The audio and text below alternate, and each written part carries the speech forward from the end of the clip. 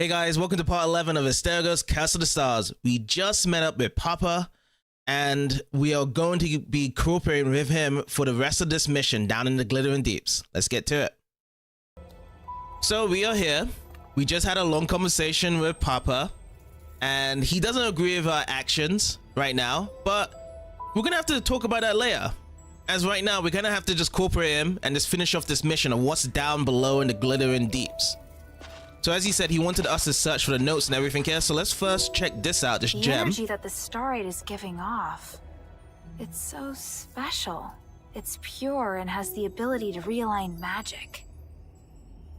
This could be the starite that they was referring to deep into the mines that could actually solve and fix out the Nexus. But let's look at the notes here.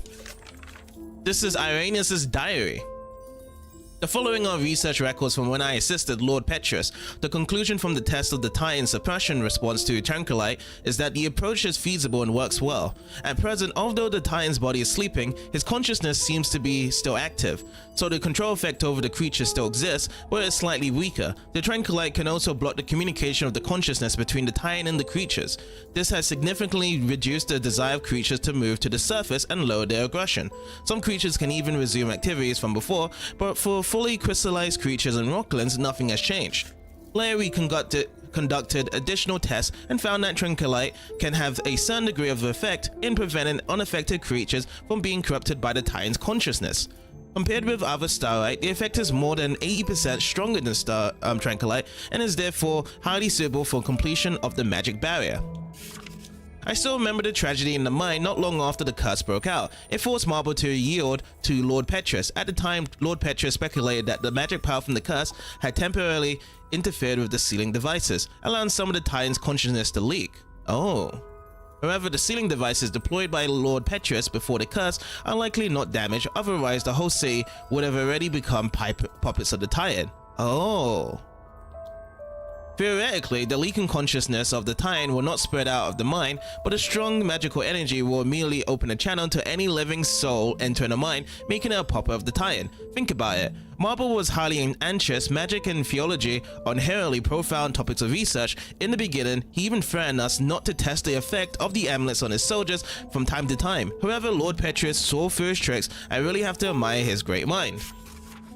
We have achieved much during this research in the Glittering Deeps. I have also successfully developed a Tranquilite defensive device based on the sealing devices designed by Lord Petrus before the curse. It is smaller and more convenient to deploy. As long as they are deployed in the mine, at the free energy nodes of the mines, leakage of the Titan's consciousness can be completely eliminated, and people can enter the mine without the need to wear an amulet. The defensive devices can also be used as a second layer defense. If the Titan's consciousness leaks through the original sealing devices again, they can immediately eliminate any further leak of consciousness. Lord Petrus thinks I am too concerned about unimportant things. However, we are still working to lift the curse so that people can mine for starite without worry. Moreover, the high quality stardust rind that the Petrus likes also comes from the mine. Oh, so perhaps the voice itself from the mine is from the Titan's consciousness this whole time that they are referring to? That is what's leading to my suspicion there, because I keep mentioning about this Titan. That could have been everyone's puppet if they didn't actually close off the mine with all the defensive starite devices that they have controlled here. Alright, so let's actually interact with this echo. We've got inspiration.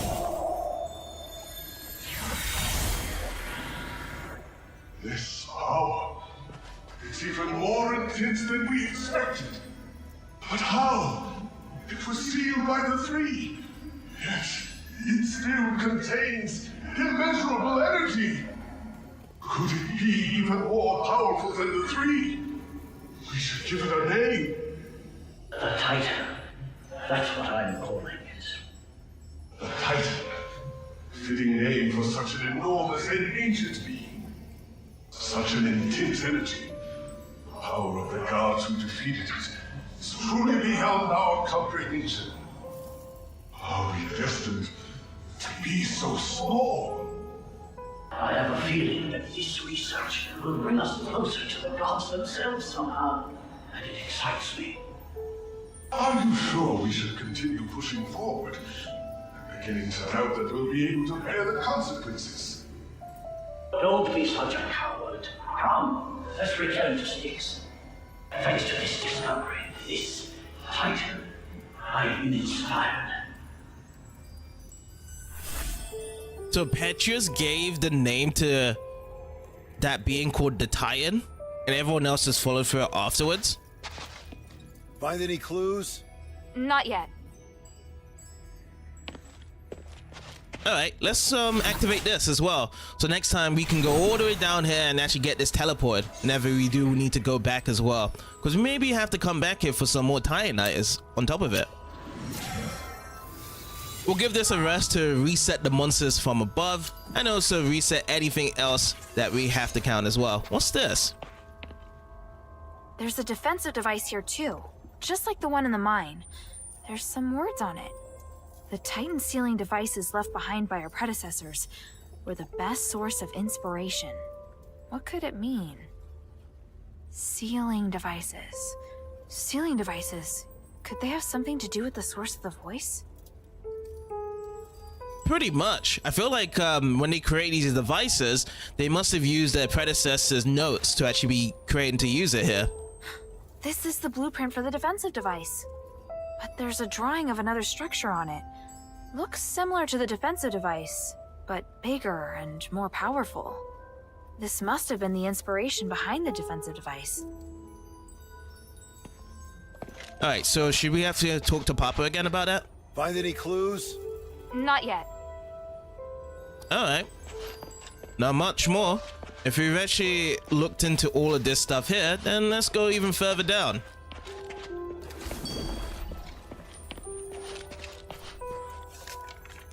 The Titans Rocklands. Over the course of our research, there is one creature that warrants special mention, Rocklings. These beasts are only active in the glittering deeps and have unique habits and appearance. Rocklings were first discovered after the large explosion in the mine, but they were not common at that time, and there were very few of them. It was only when Lord Petrus and I came to continue our research after Asterigos that we found that the mine had been preoccupied by the Rocklings. Their actions are highly organized, but they do not seem to have obvious gender differences or any leaders. This sets them apart from other creatures. They do not move to the surface, instead they stay deep in the mine, and they are more aggressive than other beasts. Moreover, they only target creatures that are not affected by the Titan's consciousness. Both Petrus and I surmise that they may be creatures from the Age of Myths, or a creature derived from the Titan. If the Titan is somehow related to the One, perhaps the Titan also possesses the ability to create creatures. Ah, interesting. Little Titans. Spells for the danger. We did also have a journal update called the Study.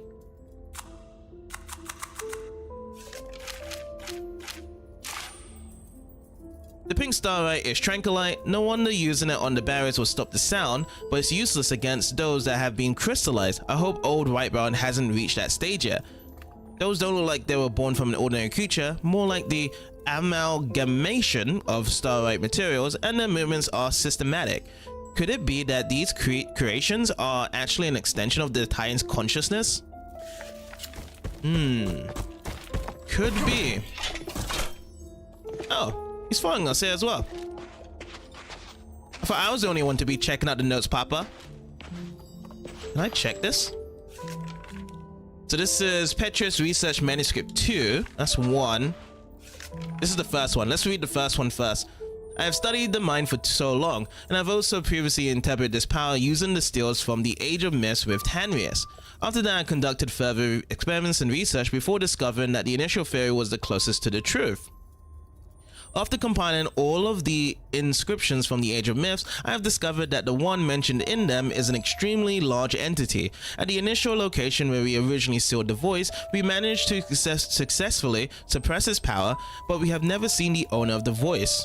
Thinking back, we must have been blessed by the three to have been able to successfully seal it. Many years later, using the measuring device that Irenaeus and I created, we finally proved how huge the creature in the glittering deeps is. It is almost comparable in size to the statues of Callum's Summit. Callum's Summit. This, coupled with the fact that the power it possesses seems to come from the same source as all ancient starlight, particularly the Nexus, further supports the theory that has existed since the beginning of times. I've decided to name it the Titan. However, the existence of the Titan overturns that we previously thought to be the origin of the Ephesians. This must be studied with great care and discretion. This opens up another journal update for the study. Okay, let's go and read the second one now.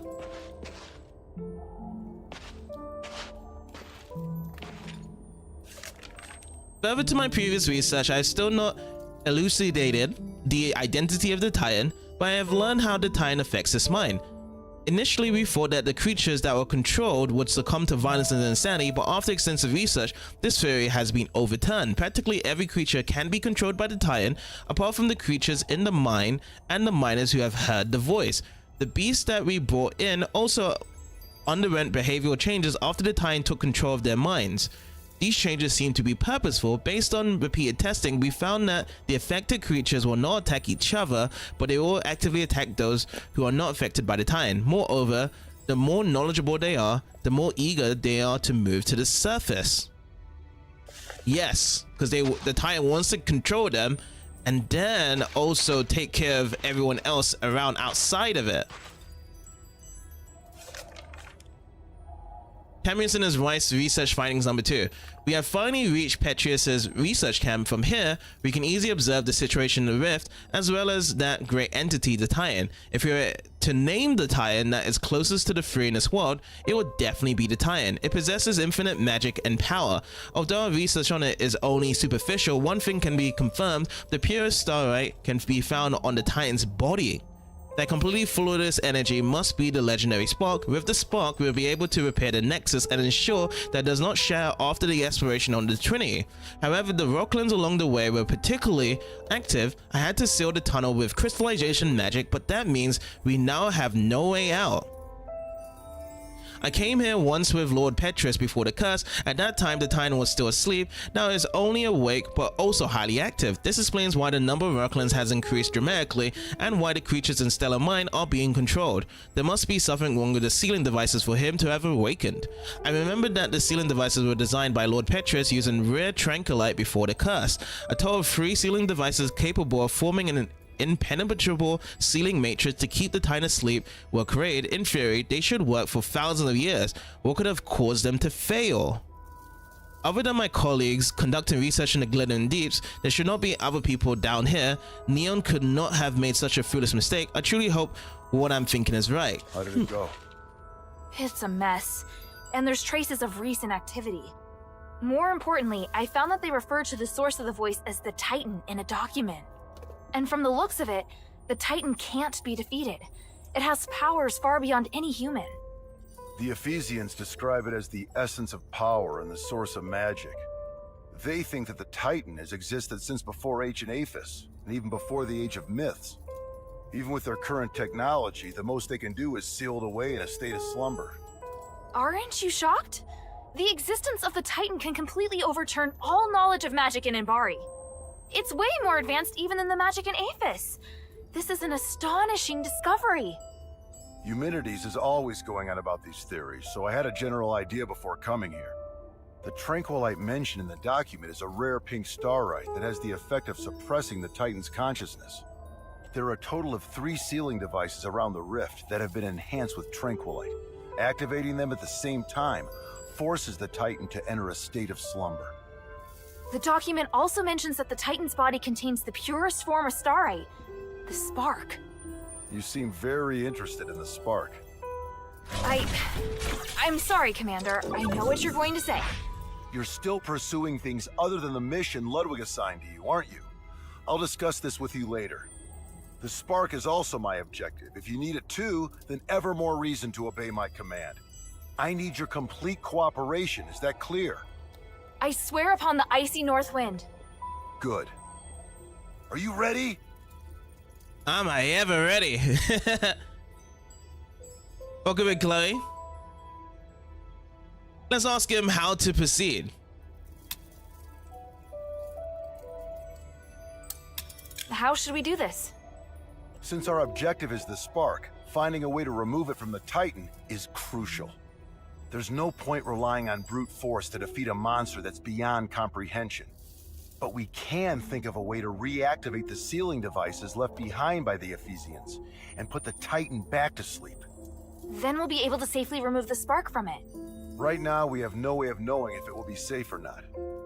In any case, let's head to the rift first. After that, we'll remove the obstacles that have been causing the sealing devices to stop working before retrieving the spark. Understood. I'm not ready yet. I still need a bit more time. Hurry. The reason why I'm saying I'm not ready yet is just because there's a chest behind. And then I also see if there's anything else around here, just to discover.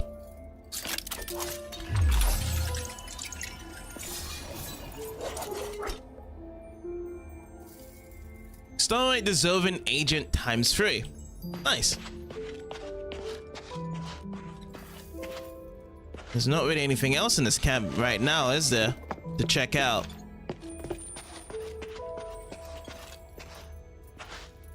I should tell Papa before I go. Yes, good idea. Are you ready? I'm ready. Follow my commands. Let's go. So, journal update, Tanrius' clues.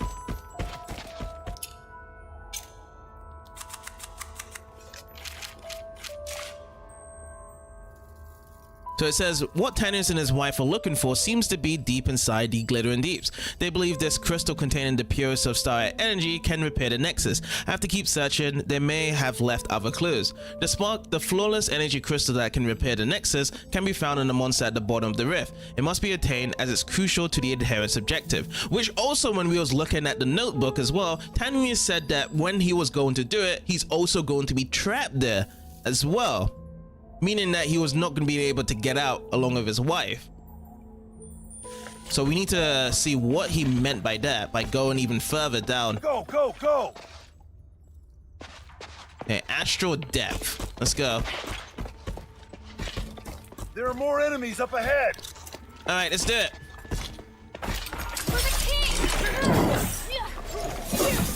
And these are the rock lights. The things that be controlled by the Titan. Keep going, don't fall behind. I'm also just looking around in the other walls just to see if there's any Titan tides as well.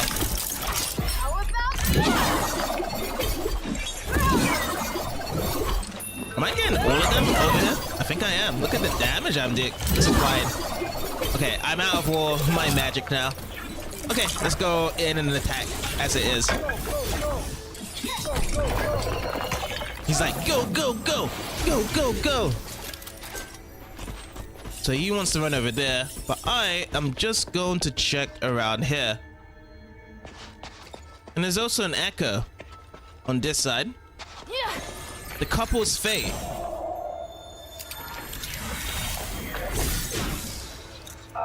There it is. Look, an inscription carved by the people of the last era. Thanks to Petrius, the inscription is... I can't find him. Oh, dissipates? Oh, man. You disturbed us. Oh, here we go. Tiny Knight. Should be enough. Except for that falling one. Tanrius and his wife's final lair. If anyone finds this lair, please deliver it to Marissa for us. To our dearest daughter, Marissa. Oh, did I miss that out? That Marissa's father and mother was these guys? If you are reading this letter, it means that we have met with Misunfortunate. This expedition did not go well. Although we had help, we also encountered many trials. The danger left us no other choice but to leave this lair. We hope that the rest is too damaged to read. They ultimately gave their lives for archaeology. This is addressed to Marissa. I hope it can at least offer her some comfort. The luster from this ore is really rare. Luckily, it wasn't damaged. There is definitely a lot to explore from it, because there's also this place as well. But I am going to be running over to Papa. He's probably just waiting for me. Can you feel the enormous energy through this crack of light? Now that I'm so close, I feel so insignificant. The North Wind knows no fear. Follow it. Yes, Commander!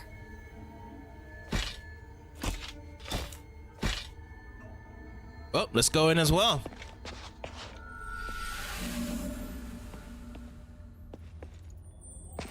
The rift. It's closed up in the beginning, but it gradually just opens up here.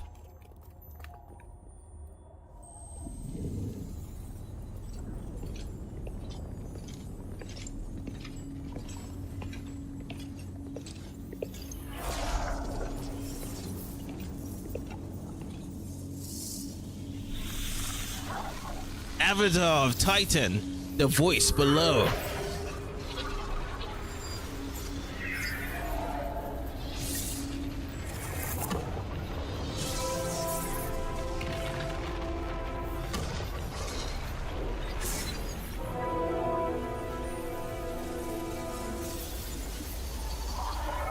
By the winds. Massive!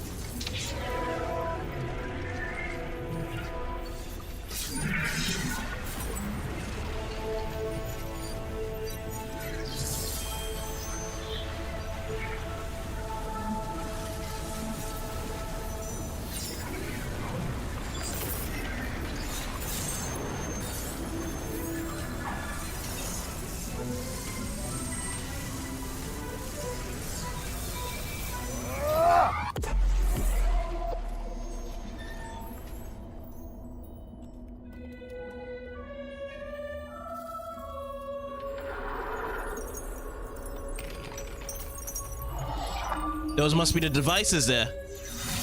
We need to unseal.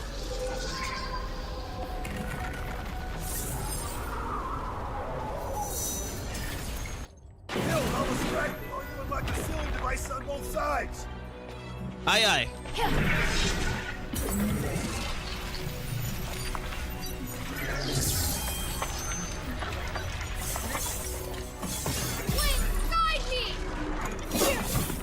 Honestly, I feel like the spear does a better deed because I don't need to reposition how I do with my sword. So I'll just use this for more at this point.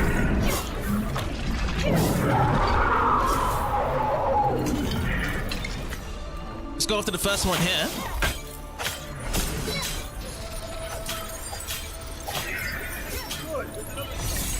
And while I'm going to be running over to the other side, I'm going to just drink up one magic site so I can get my other magic recovered for the next part. So we're going to be fighting them before getting over to break that seal again.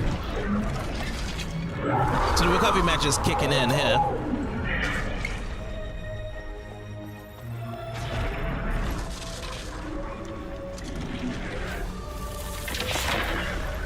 Oh, my stamina's down.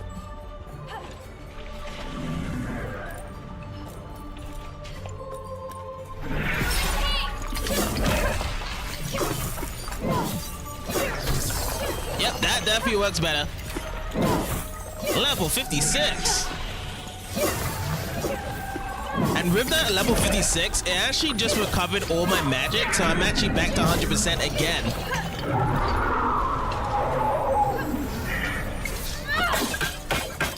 Okay, so this will be the second one. And immediately after, when this breaks, because it does have a little bit of a delay here, I just noticed that as well. I can run back to Papa here. Something's not right. Behind my shield. Yeah.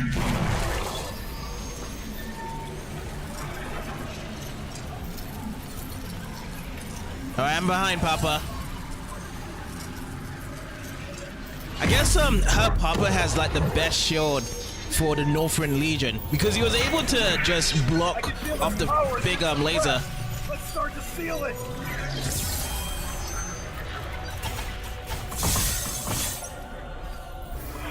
So if you have to start to seal it here, do we just attack it now? Is that what we're gonna do? Hill, the tank of Wallen's attention's on me. Alright, sounds good.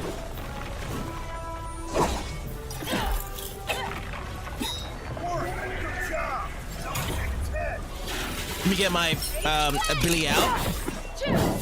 Oh, this would have been really good if I used my shield boomerang here. Alright, let me drink up.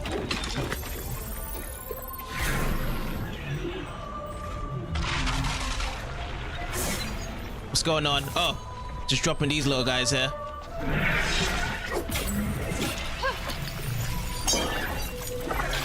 Oh no! Oh no! Oh no! I need to take this little one down here first. Okay, I'm ready now. Or should we just go after the head? Once the head comes out again, yeah, this is the best time to use it. So I'm gonna activate the shield boomerang and we're gonna just hit it. This is gonna amplify so much damage. Look at this. Look at the numbers going across the screen there. North wind! Did we win? Well, it's down. What do you think, Papa? You did well. Your execution was almost perfect. Thank you. Was that approval? Not entirely. If we were to do it again, I'd take another approach and move to a position above it. I can do even better. Once is enough, and don't celebrate just yet. We haven't recovered the spark. Yes, sir. You look like you still have a lot to say. If you have any questions, make them quick. This place isn't safe. Or better yet, if he was a commander, we would be asking the questions to get out of here first, to be honest. So let's see. Ask about his reason for coming here. Ask about the Trinity ritual, or ask about what he thinks of humanities. Let's do the first one. I could be wrong, but I just can't shake this feeling. You entered the Glittering Deeps alone, and you were after the spark from the Titan.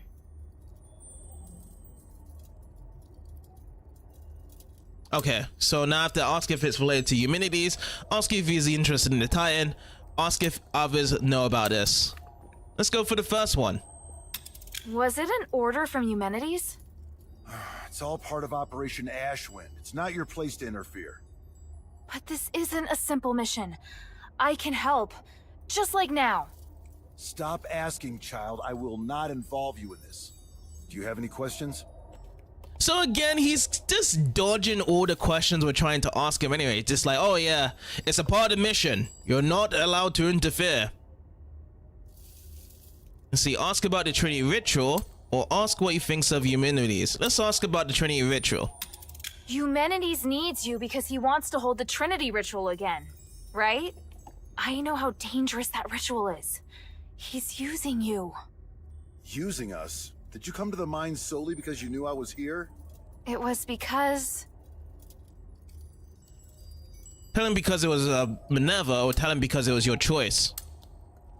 Let's try and persuade him to say that Minerva's a good person here. It was Minerva who asked me to come. She only agreed to help you find me because you promised to come here and help her with something, isn't that right? But to let a child enter a mine alone, does that woman even care for your life? Is she not using you? You've assigned me Ooh. dangerous missions. I see what you're Those doing. were reasonable missions, not suicide missions. If I have what it takes, it's not a suicide mission. Huh, that's easy to say. Until the one occasion when you don't have what it takes. You sounded proud of me when we defeated the Titan. What do you think would have happened if you faced that thing alone today? In any case, I don't think that woman is as trustworthy as you say. Do you have any questions?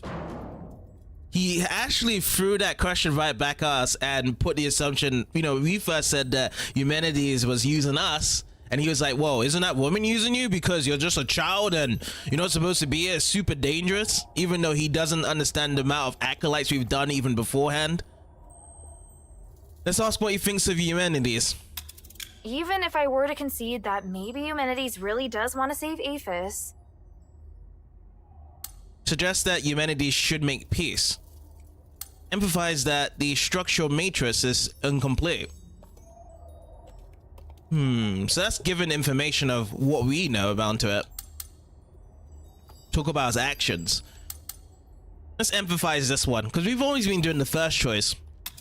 I'm pretty sure you don't know that the structural matrix of the Nexus is damaged, and there's a high possibility that the ritual will go sideways.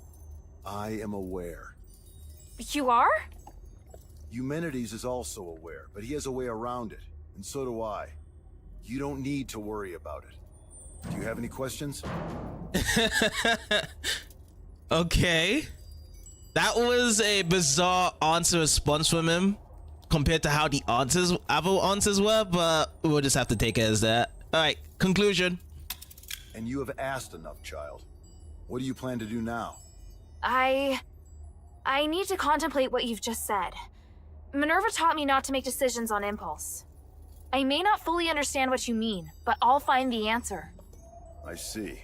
Looks like you might have made some progress after all. All right, enough talk. Let's get the spark and leave this place. Yes, sir.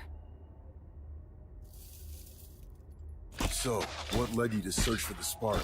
To help the adherents remove the curse. Once we leave the glittering deeps, I'll go with you. I'd like to meet this Minerva you told me about earlier. After that, you are to obey your orders and report back to Ludwig. Understand? Papa, I can help you! You know I can! I just did! The first rule of frontline combat, obey your commander's orders. Yes, sir.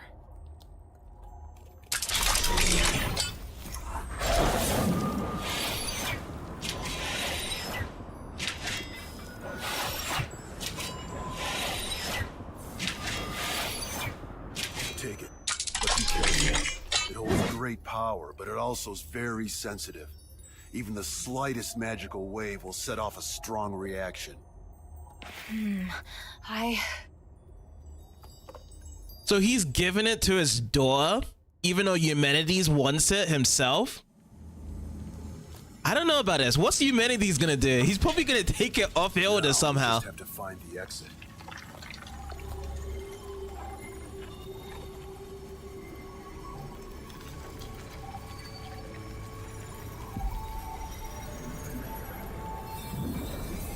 What's happening? It's shaking again! Didn't we? No, it's still going. Be careful.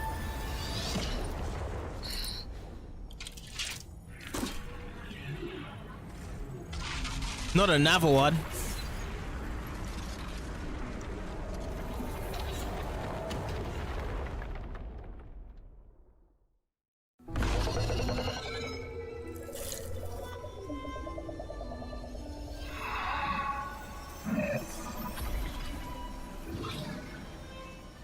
The abyss brings unfathomable danger.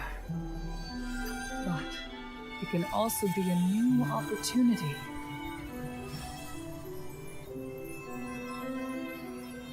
Even if there is a price to pay in the darkness, we must persist with courage. I believe that the key to changing Aethys lies here.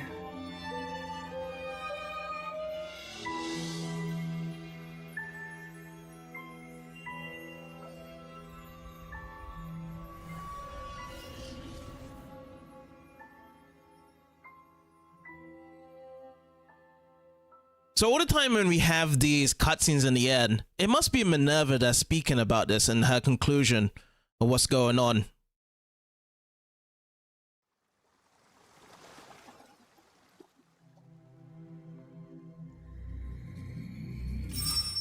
Looks like she's coming around. I should go. Kid, if you do anything to hurt her. Sir, I told you before, don't worry. She's been kind to me. I never hurt her.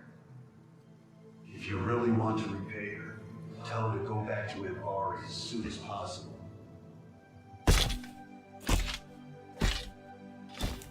Sir, are you...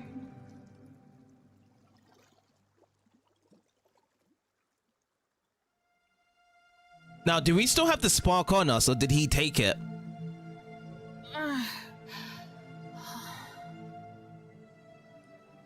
Hilda, you're finally awake. Are you all right? Huh, you look fine. Phew. At least I don't have to worry about your father now. Where's where's the commander? He had some minor injuries, but could still move around fine. He left in a hurry after bringing you here. this is the part where you thank me, and we no longer owe each other a debt? Wait, how long's it been since he left? A while now. He couldn't take you with him, so he asked me to take care of you instead. That can't be right. He knows you. He wouldn't trust you to take care of me. Ouch, that was hurtful. Maybe he was touched by my sincerity. All right. He did wait till you were almost awake before leaving. He is not easy to be around, by the way. He left? Just like that? Did he say anything? He said he won't involve you in the troubles in Aphis and ordered me to ensure that you leave. But I'm not a soldier. I don't have to obey his orders. And you've done so much to help me. So don't worry, I'll respect your decision. Thank you. After all, I'm in no rush to go back. So apart from you taking me back to Anbari in shackles, I'm willing to cooperate with you on everything else. And now you're trying to bargain with me. Damn it. He said he'd go to see Minerva with me. You talking about your father? He seemed to be in a hurry when he left. He must have his reasons for leaving. Take all the time you need. I'll be right here if you need me. So journal update, seal the voice.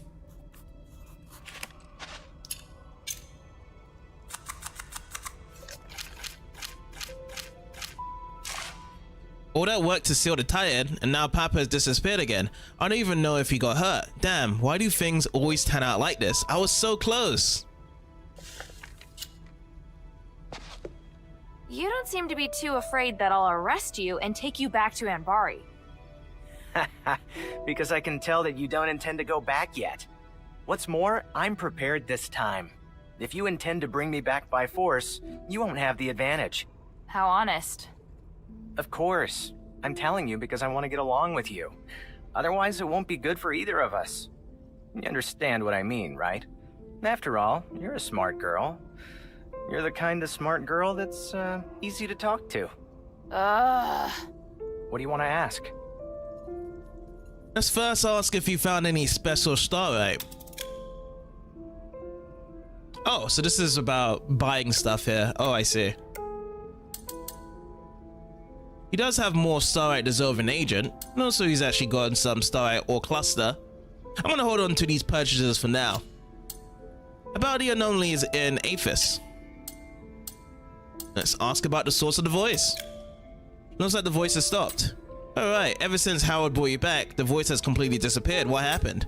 Simply put, we found the owner of the voice and sealed it up again. Wow, not much of a storyteller, are you? I'm not a bard, right? It's clear and to the point. In any case, it's all good here now. That's what you wanted to say, right? So, have you found a way to save the king? No. What about a way to save old Whitebrown? No. Oh no, then I'll have to stay here.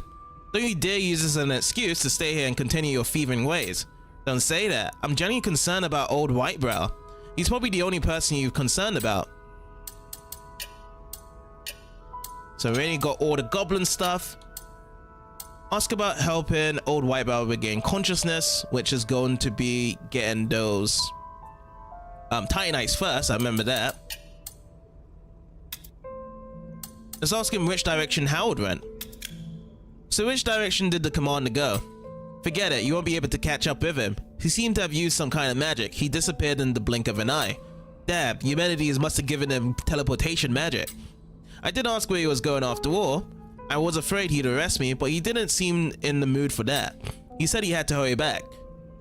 Though he didn't say where back was, I don't think he was referring to Anbari. Anything else? I need to know every single detail. That should be all. Let me think. Alright, he warned me that if I did hurt you, he would come over from the other side of Aphis and cut my head off. Doesn't it sound like something a father would say when his daughter's getting married? May the wind slam you up against the wall. I'm not in the mood for jokes right now. You missed my point. Where's the other side of Aphis? That mountain over there? The one you can see from the entrance. Either he's there now, or he's on his way there. That mountain. Is going to that mountain the only way to see him again? Since he left you behind, whatever he's doing must be really urgent. He didn't leave me behind. He knows I can protect myself. Oh yeah, I know that. The mine still holds many secrets. Alright, let's speak with the scholar here. What did you do? The commotion seems to have stopped. I've sealed the Titan away again. The Titan? Oh, right. That was the name Petrius gave to the entity behind the voice. How do you know? Did you find the documents? Did you bring them back? Easy there. It's a long story. Come, take a seat then. Have a drink, then tell me everything. What is it, child? Let's see. Let's ask about Tanrius' death. I found Tanrius in his wife's possession. I fear the worst. Me too. But he should have expected it when he decided to venture into the deeps alone. At least they managed to reach at their destination. It's an inviolable achievement. Why do you sound like you don't care? Because what I didn't want to discuss is over. Now we must focus on our research. Furthermore, we're no match for the Rocklings. No matter how sad I am, it won't help the situation. Grieving might even just be a waste of time. That's a strange way of thinking. Death and truth are always entwined in the quest for knowledge. Compared to the physicoi, hiding in sticks, we are given everything we have without reservation. Tanrius always traveled to the most dangerous places. Yes, he might have died at the hands of cultist kidnappers, been murdered by thieves prowling around the entrance of the mine, or lost his life in one of his ventures over the centuries. Nobody has a right to criticize our determination and courage. Let's ask about his relationship with Tanrius. How did you know what Tanrius was thinking? Are you close to him? Oh, I didn't mention it before. He was the organizer of the Free Thinkers, or maybe you could call him the facilitator. What did you say? Ever since Petrius and Tanrius stopped working together, Tanrius continued to conduct research alone. However, he was always on the lookout for news on sticks. Tanrius admired my ideals and so banded together a like-minded group of scholars with the goal of saving the city. So, all of you are Petrius's followers?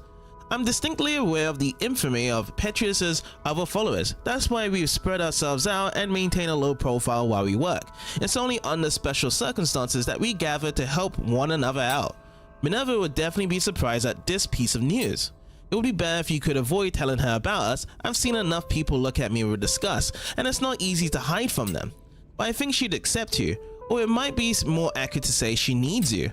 That would indeed be good. However, I'd like to stay here to complete my research first. Tell him about sealing away the tie-in. To be honest, all we did was follow the instruction we found at the Rift observation deck. We reactivated devices and sealed away the tie-in. Just like that. Did you bring any documents back? They're all still at the Rift observation deck. The Glittering Deep should be much safer now. You can go there and look at them yourself. Were there any problems when you tried to activate the sealing devices? Some minor problems, but unlike the defensive devices, the sealing devices weren't destroyed. The credit actually goes to my father. I just supported him from the sidelines. It appears our combat skills weren't up to scratch. What do you mean? No, nothing. And that is that.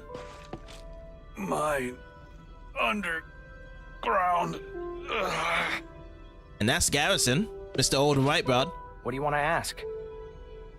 So, what I gotta do then, if I wanna bring back the Tyranites, I'm gonna have to give it over to Shay here. Now then, according to my research, we can try to close the Titan's channel to restore its consciousness. But I'm not sure how successful it will be. No time like the present. Let's do it. Let's get started then.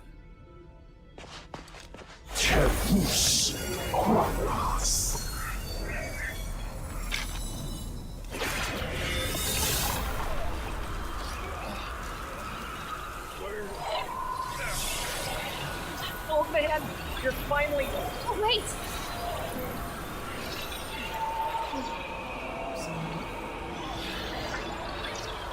No!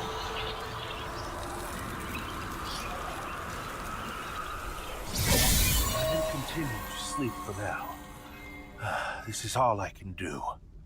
If we were to continue trying, he might start to resist the spell, and his condition would deteriorate instead. No! No! No!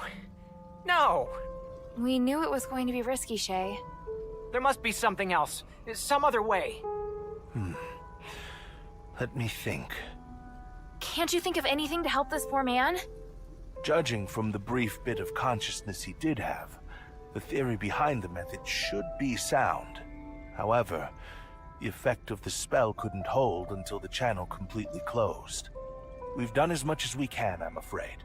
To go any further, we'll need to find the originator of this theory. Is that person in Styx? Yes, he's a good man with a repentant heart, a rare trait in Styx. I have no plans to return to Styx anytime soon. Staying here might be safer for us now. I'm concerned that you won't be able to reach Styx safely. If you're lucky enough to meet a scholar who's left the prison, you could ask them instead. Thank you. Got it. May the gods of stars bless all of you. Insanity that has been updated. We tried to bring him back, but that failed with that plan.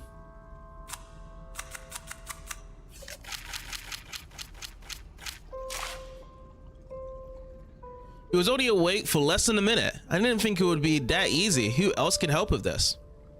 So there's supposed to be a scholar that's still in Styx, or may have left Styx, that could help out with this. Get back to that. However, there is an echo behind us. Let's check this out. This one says the Rory Father. Hilda, what's the matter? Is she all right? You're slightly. What are you doing here?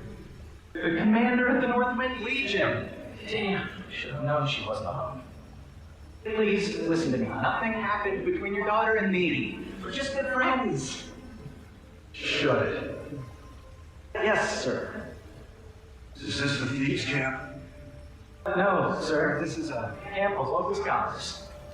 It's only you and old Whitebrow here? What about the other thieves? Sir, the others are being controlled by that sound. Sir. Stop talking like that.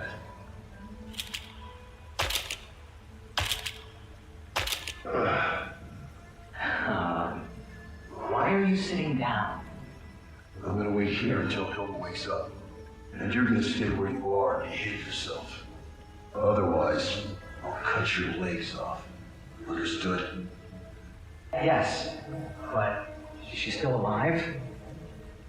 Shut up. Man, this is so awkward. Well, that was the conversation there, and Shay was telling the truth about it. Now then, we actually still have the spark, because at the top left it says bring the spark back to Minerva in the shelter. So he actually didn't take the spark with us.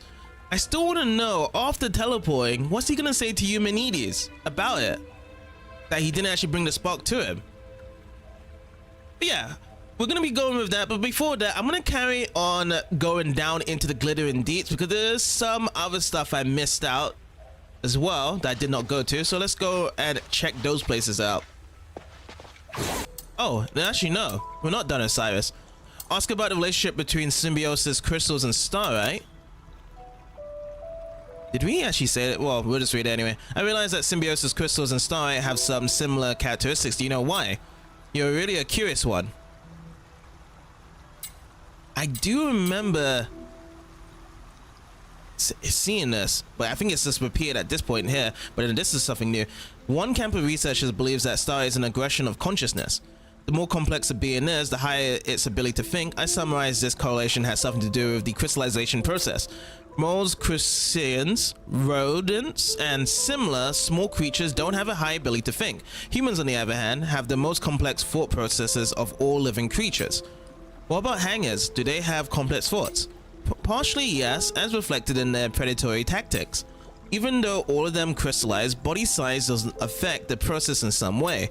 Humans have more advanced thought processes, so the crystallization is more serious. This causes the subject to become weaker.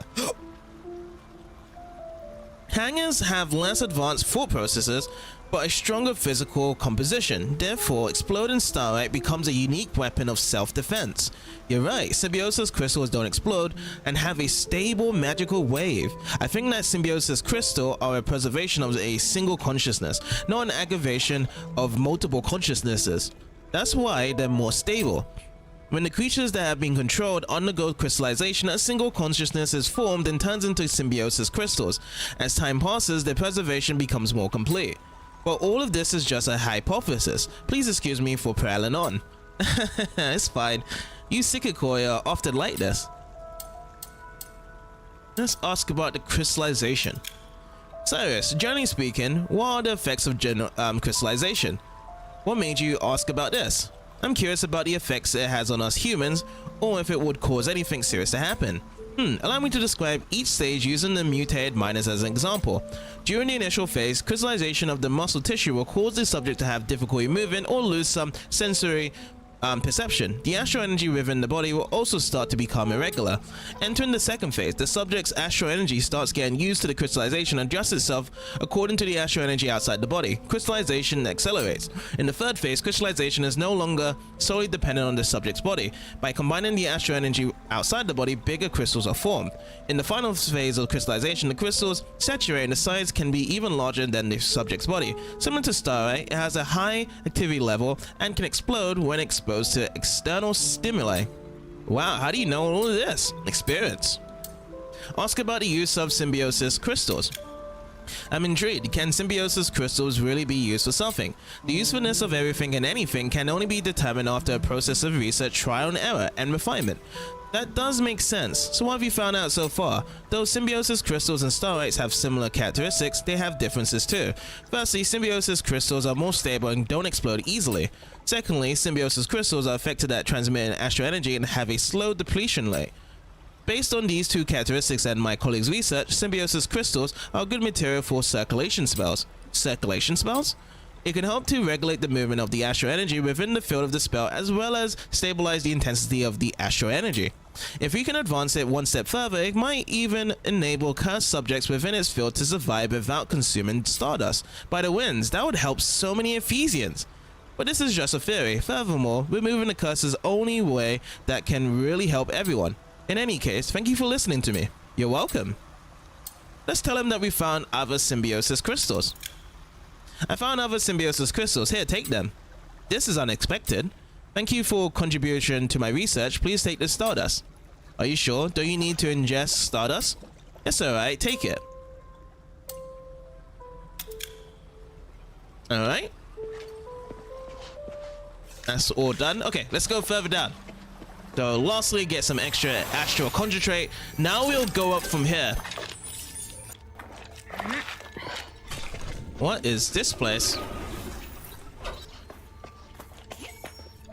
Oh, there's this guy. He makes it very familiar now.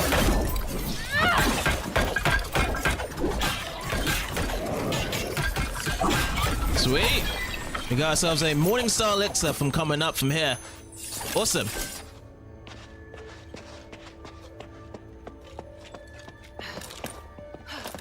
There's a chest up here.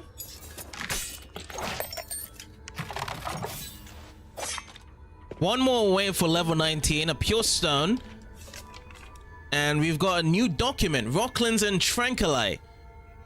There are many Rocklins and Rocklets in the glittering deeps. It is obvious that the bodies of these creatures are composed from material found locally within the mine. Starlight ore, based on these characteristics, we can assume that the theory of consciousness is true, and that the Rocklins and Rocklets may be an extension of the consciousness of the owner of the voice. Now let's discuss Tranquilite. From experiments in the literature, we know that this pink material is similar to starlight in physical composition, but has vastly different functions. The known function of Tranquilite is that it can stabilize emotions. Living beings who come into contact with Tranquilite feel calm. After Asterigos, the physical constitution of our nation's people has become closer to that of magical creatures, and the effect of Tranquilite is more obvious.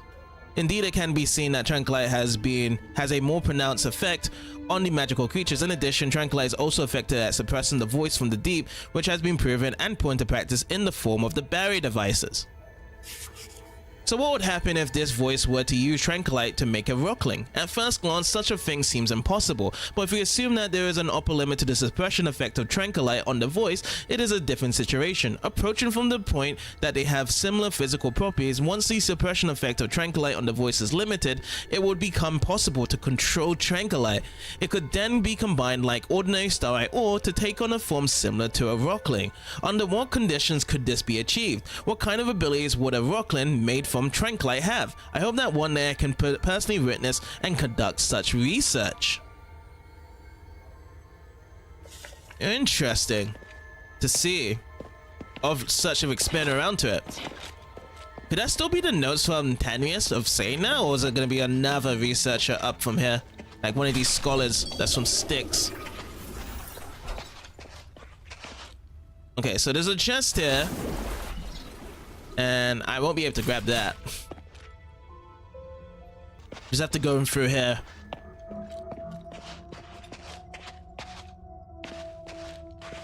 Alright, what do we have here? The body of this monster looks very different compared to the other ones.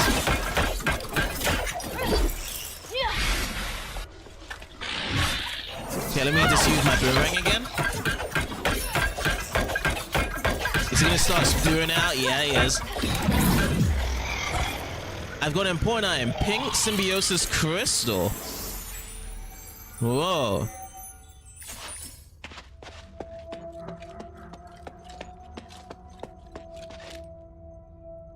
Important item, pink, starlight, or concentrate. The energy emitted by the storm is calming.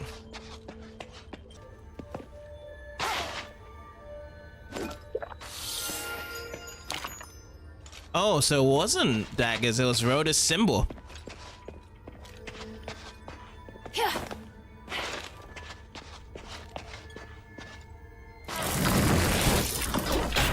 Okay, let's get my shield out. There's quite a bit of them, like trying to swarm me. We need some protection in all sorts of chaos scales there. I can break this. Oh, what's going on? This is moving up in that direction. Ah, so this was I needed.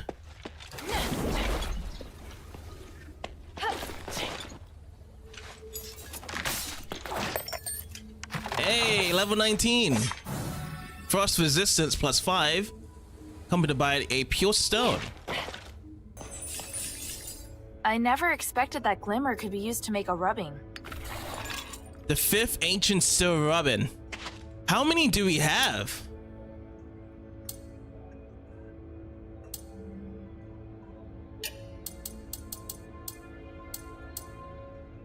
So we only have 3. There is 2 more out this. I don't know if it's in total 5, but at least we have 3 around to it. So yeah, there's still more searching around for that. What we have? I never expected that glimmer could be used to make a rubbing. So that's number 4. 1 more to go. There's another way to climb up here. Let's go and climb up. Wait, I hear something. Sounds like that pig squeak. It is.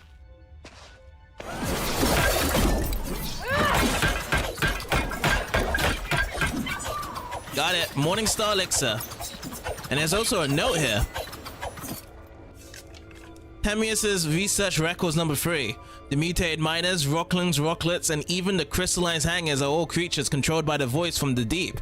We were very lucky to have escaped the last attack with only superficial wounds, so we were extremely careful to avoid these creatures as we proceeded further. One thing I cannot help noticing from this is that the manner in which the voice controls the creatures is very similar to how Eumenides controls the Templars. Considering that Eumenides has been assimilated by the Nexus, and that the Nexus is an extremely pure starlight, can we then interfere that voice from the deep is a similar high energy entity? Hope that we can find out the answer this time. So from controlling Templars, he may have figured out that, and you know, having Petches as help. That's another thing as well, by the way. Another tablet here. I never expected that glimmer could be used to make a rubbing. Alright, Minerva, let's tell us what we have found down below. Mistress, I found Tanrius and his wife's latest research. They discovered that if the Nexus isn't repaired, it will shatter the next time the ritual is held. Are you sure? Take a look. It says the spark is the only way to repair the Nexus. That appears to be the reason they ended up missing. I still haven't been able to locate them. Did you find anything else? Letters? Research? Last words? That's all. But I did secure the spark that Tanrius was looking for. Look. Incredible. I didn't know starlight as pure as this existed in the world. In the deepest part of the Glittering Deeps is a colossal creature known as the Titan. The spark can be found on its body. This Titan is also the source of the mine anomaly, so now that it's been sealed away, the mine is safe. Well done. Not only have you resolved the mine anomaly, you also brought back the key to repairing the Nexus. However, regarding Tanrius' whereabouts... After entering the Deeps, they were attacked by Rocklings. I doubt they'll be coming back. That's really sad to hear. I'll persuade Marissa to accept the fact. I hope she can. Does Abalone know? Things are difficult for her. I'll tell her later. Everything's ready, Hilda. Tell me when you're good to go. So the next one in the main story says, wait for the Trinity Knights descending with Minerva. That's the next course. Let's check around with everyone else though. Let's go first to Roxanne. So, you're doing what the mistress has always wanted to do. The mistress has suffered so many grievances. Today, she will finally be vindicated. Has she always wanted to explore the Deeps? Do you still not understand? If not on account of Marble's inaction and prohibition, why else would we endure the foul stench of the sewer? Because the Archon sealed off the Deeps. Look, just remember that what you achieve in the Deeps is critical to the adherent's success. That it is. What can I do for you? Now I can actually look at the echo that we missed out on while I was getting attacked. Let's see, which one is it? Glittering Deeps, the Road Father. Humanities repeats. Urge you to act cautiously and swiftly.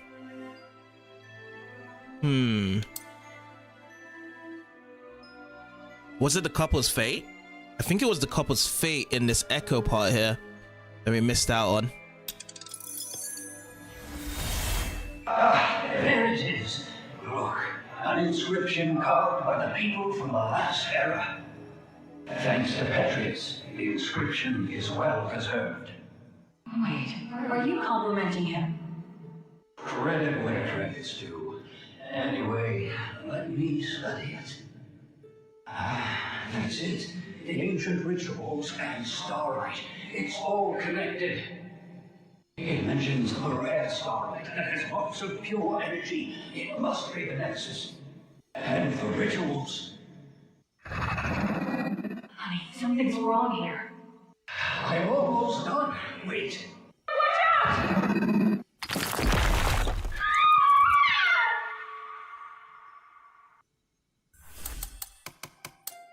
So that's how they ended their fate there. They was uncovering the whole truth, and then after the attack they was able to write down a letter and then passed away sadly.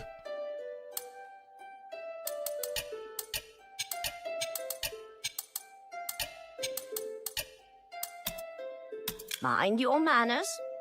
Let's go over to Bayern, see what he has to say. I'm more and more impressed with you, Hilda. For 1,000 years, I followed orders and accompanied Tanrius and his wife into the Deeps several times. But in the end, we were driven out by the monsters there. Your combat skills are good, but not good enough to clear out the Deeps. How on earth did you do it? It was my father. He was also in the Deeps. That means that Eumenides must be planning something. I had no idea the Northwind Legion's commander was such a remarkable man. I hope I can meet him someday. If you want to meet my father when everything's over, I'll arrange it.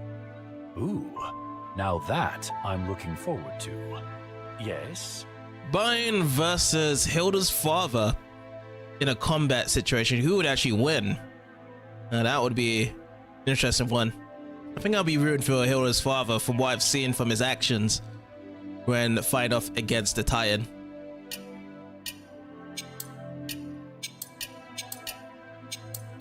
Oh yeah, didn't we bring any dog tags here? We must have missed one down there below. The glory of the three. Alrighty, over to Volcane. I heard that the voice in the deeps belongs to an ancient giant. That's the craziest monster I've ever heard of. I don't think you can call him a monster. What? He's not a monster. Then what is he? A kind of god, perhaps. Ah, no way. Sweetie, if the three were around, they'd no doubt have defeated this giant straight away. Hey, It's sweetie, kind of what's sort of up? like a god, isn't it, the Titan? Because if the Titan wasn't the full powers of itself, then it would have been all gloom and doom. Sweet girl, did you ask that priest about Myron? Yes. Why? Is something wrong? He came by suddenly and gave me a wooden statue and flowers. He said Myron died in sticks. A statue and some flowers? Why would he give you those? Every time Myron wanted to apologize, he'd give me these 3 types of flowers. And the wooden statue. Myron loved making them in his free time, especially statues of the gods of stars. And he'd always carve the faces in triangular shapes. Only he would do that. The priest said Myron gave it to him as a gift while they were in sticks. Oh, sweet girl, I don't know what to feel. I never held out hope that he would be alive. Still, I wanted an answer, and now that I have it, this feels so strange. I should probably talk to Arrhenius again. I'm sorry I couldn't help. It's all right. I just want to finish Bion's armor, then forget all these crazy things. You're always welcome to place more orders, cutie. Working is very helpful to me right now. Okay. So he actually, in the end, told that Myron did die to Volcane. And I guess that's the conclusion there, to be rested off at that point. But I didn't get any journal complete after that. Let's show her the new blueprint we found. Hey, look! I found a new blueprint. Awesome, cutie! It's very detailed. Now I can make more trinkets for you. Awesome. There's not any else for updates. Crafting trinkets. The newest one that we have just found.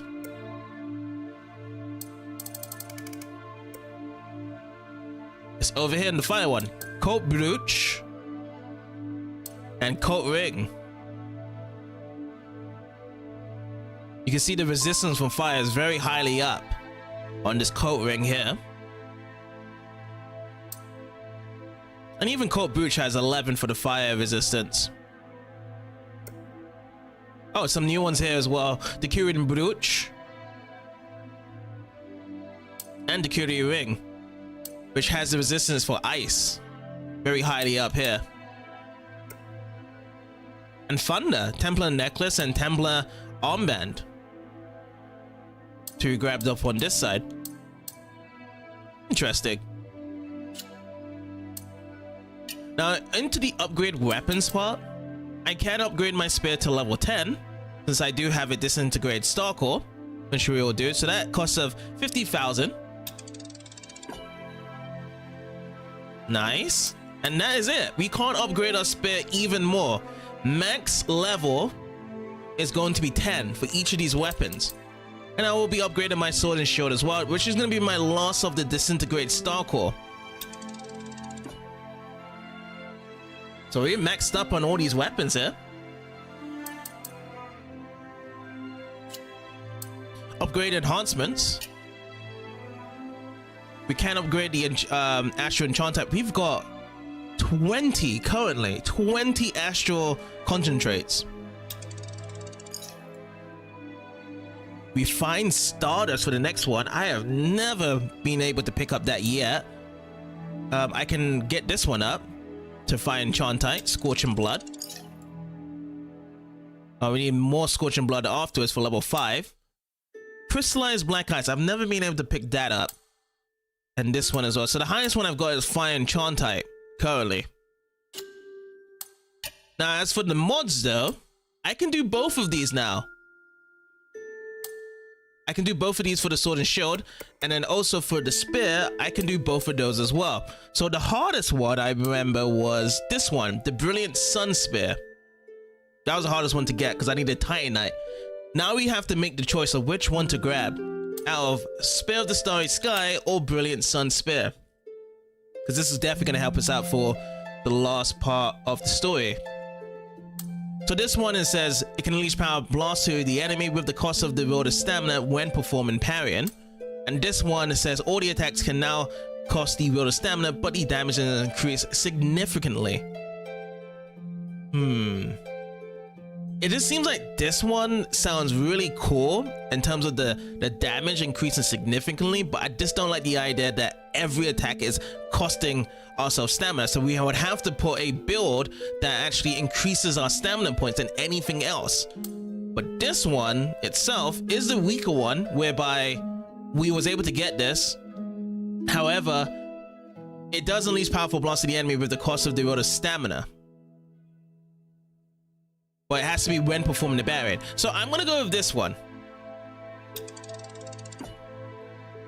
That is my decision. We're gonna be modding the spear with this one, and then over to the sword and shield. The only thing we can do now is just this one, Brilliant Sun and Sword and Shield, which says all the attacks cost a bit of stamina, but the attack is increased significantly. But this is the power blast on that side. So I'm gonna go with this one. I'm gonna go with the Brilliant Sun and Sword and Shield with this attack. Try this out.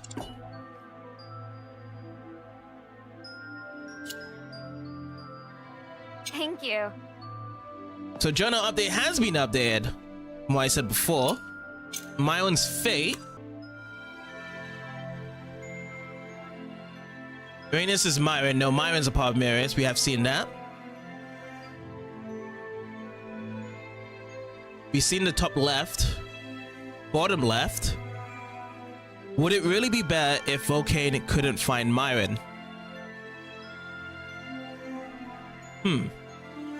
Which one was the update for this at the end here for the messages? Because it says, although I don't have high hopes for Myron's survival, I still want to know how and where he ended up. Yeah, because that's the top left. Then I went to the bottom left for the list of criminals. Then we knew that Arrhenius is Myron itself. And it was confirmed from Arrhenius that he said to her that Myron is dead. But yeah, that one is updated. Unless there's more to it from that update that is not finished off quite yet. Let's go to Arrhenius now. See if there's any updates. I overheard what you and Mistress Minerva were discussing. This is just my opinion, but I'd like to see the Nexus repaired. Huh. You and Tanrius think the same thing? Because it's our most important source of magic. With our smith's only skill with Starlight, we could easily end up back in the Dark Ages. If that's the case, then Minerva's sure to agree to the repair. I'm not sure what she thinks, but I'll talk to her again about it. She doesn't have a thorough enough understanding of the Nexus. I fear that once she has the answers to her questions, she may make a different choice. I'm listening. Hope that she's listening to you as well. Now let's see, talk about himself. Let's ask about the flowers Vulcane received. I heard you gave flowers to Vulcane. Not me, Myron. At least they meant something to him and Vulcane. Wait, did you just say Myron? Hecaneith, Anemone, and Daffodil. These 3 flowers represent these 3 sacrifices. He used them to apologize to those important to him. Hey, you didn't answer my question. What can I say? He passed away. It's the living that matter. We both agree that Vulcane's life takes priority, do we not? True, but now I must hide the truth from her. Yes, which makes you and I co-conspirators. How dare you? We're doing what we have to do, but I really hate how you phrase it. By the way, these 3 flowers are used in rituals when people want to atone for their sins. The ancient Ephesians made animal sacrifices, but as our society progressed, we replaced the barbaric practice with the offering of flowers. To me, these flowers represent human sin and temperance. They're an atonement for the greater good. I don't know why Myron wanted to apologize to his wife, but the flowers mean a lot more than he believed. To him and Volcane, the intention behind the act means more than the flowers themselves. That's what Volcane really cares about. You're right. Let's talk about his real identity. Are you still concerned about my identity? How do you know? You probably think I lied to you in Styx. Given the situation, I wasn't completely honest. Back then, we didn't trust each other enough, do you agree? It's true, but now that we're in the same boat, I'm happy to let down my guard and share my past. Before the outbreak of Asterigos, I was the temple's high priest. Later on, I worked as Petrus' deputy. This history is recorded in many books. I was born into House Snowflake. Rumor has it that my ancestors traveled all the way from a land of snowy mountains. We were one of the oldest Aristoid families in Aphis, but never had much fame. We were just devoted to our faith. Then you must have been honored to become Petrus' deputy. Exactly, I wholeheartedly admit that was my only dream back then. I was willing to give up my parents, siblings, and all my wealth for the privilege. I never questioned any of his orders. I truly believe that he made every decision for a good reason. You could say that it wasn't the gods I believed in, but Petrus, and the sources his family could provide. How many people did you hurt? Hurt would be too kind of a word. I've lost count of the people you had to eliminate for political purposes. Finally, you confess. Is it because you know laws can't punish you anymore? I can't forget what I did. Just look at all these souls in me. Let's ask about the souls in him. Can you recognize every single soul inside you? Some of them talk a lot, some are very quiet, some only have traces of emotion left. There are hundreds of souls inside me. I can probably identify just over 100. The pain was unbearable in the beginning. It almost drove me insane. Petrus stabilized my soul to barely keep me from losing my sanity. Wouldn't that make the pain even worse? The agony remained either way. We suffered. Perhaps I would have been bad enough going insane, but Petrus would have allowed that to happen. Petrus is the one that went insane. Sometimes there's only a fine line between madness and magic. You must go beyond the boundaries of humanity to see more things. But once you reach that place, how things end is not up to us to decide. Let's ask about his true objective. Why did you try so hard to join the adherents? The adherents aren't the best option, but definitely not a bad one. If I had to give a reason, it's probably the destiny between us that led me there. What does that have to do with me? I was devoted to the theory of magic. I would have given up everything for the pursuit of knowledge or power. But I barely use my magical abilities ever since I became like this. I no longer move around freely, nor do I use magic to protect myself because I like to atone for my sins. You could have left Styx easily. Not just Styx, I didn't even need to stay in Aphis. But I stayed. Somehow I just felt I shouldn't leave. That thought disappeared after I met you. I believe that was a message to me from the gods. They wanted me to approach you so I could be one step closer to atonement. I see. He chose the other different direction that Petrus did. Petrus was the one that left Aphis. He's like, bye-bye, I already got my immortality, so I'm gonna leave. But with Arrhenius, because he got betrayed by Petrus, he still wanted to share his knowledge with everyone else and to atone his sins. Right. Let's ask about the voice in the mind. Arrhenius, I have a question about the voice in the mine. What do you want to know? When the Titan awakes, it'll try to control every living thing within the magic barrier. What I want to know is, now that the Titan's been sealed in, why can't its control be removed? An astute question, child. I would argue that it isn't control, but rather a channel that's been opened. It's complicated. Think of it this way. The Titan has opened up a channel to the wills of living things, like carving out a doorway in a wall. Even though you seal the Titan in, its consciousness is not diminished. Sealing the channel is the only way to completely close the door to the Titan's influence. Channel. That scholar mentioned that too. So do you know how to seal this channel? Yes, but I have to cast the magic personally. Why? Do you know someone under its control? Yes. Right now he's in the Physicoids camp in Glittering Deeps. Can you go there? Perhaps this is the will of the gods. My chance at atonement. I'll discuss it with the mistress. If she permits me, then I'll leave at once. Great. I'll wait for your news at the camp. Awesome. So at least we know that having Arrhenius there, he's going to help out old White Brown with what's going on in his side of that. He can't wake up from it. That's great. Highness, what do you think about the curse that fell upon Aphis? Asterigos was the god's punishment to us humans for our arrogance. I didn't expect to hear that from you. While I studied theology and used to serve as a high priest, I still have strong faith in the gods. After I turned into this, I believed in gods even more. They've always been watching this world and accepting everything with incredible love and kindness. Mere hundreds of souls drove me to think to the brink of insanity. Imagine how much mental strength the gods must have the love for the whole of humanity. You say the gods are loving and kind, then why the curse?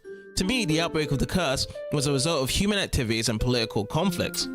Are you saying the curse was man-made? Do you mean Eumenides?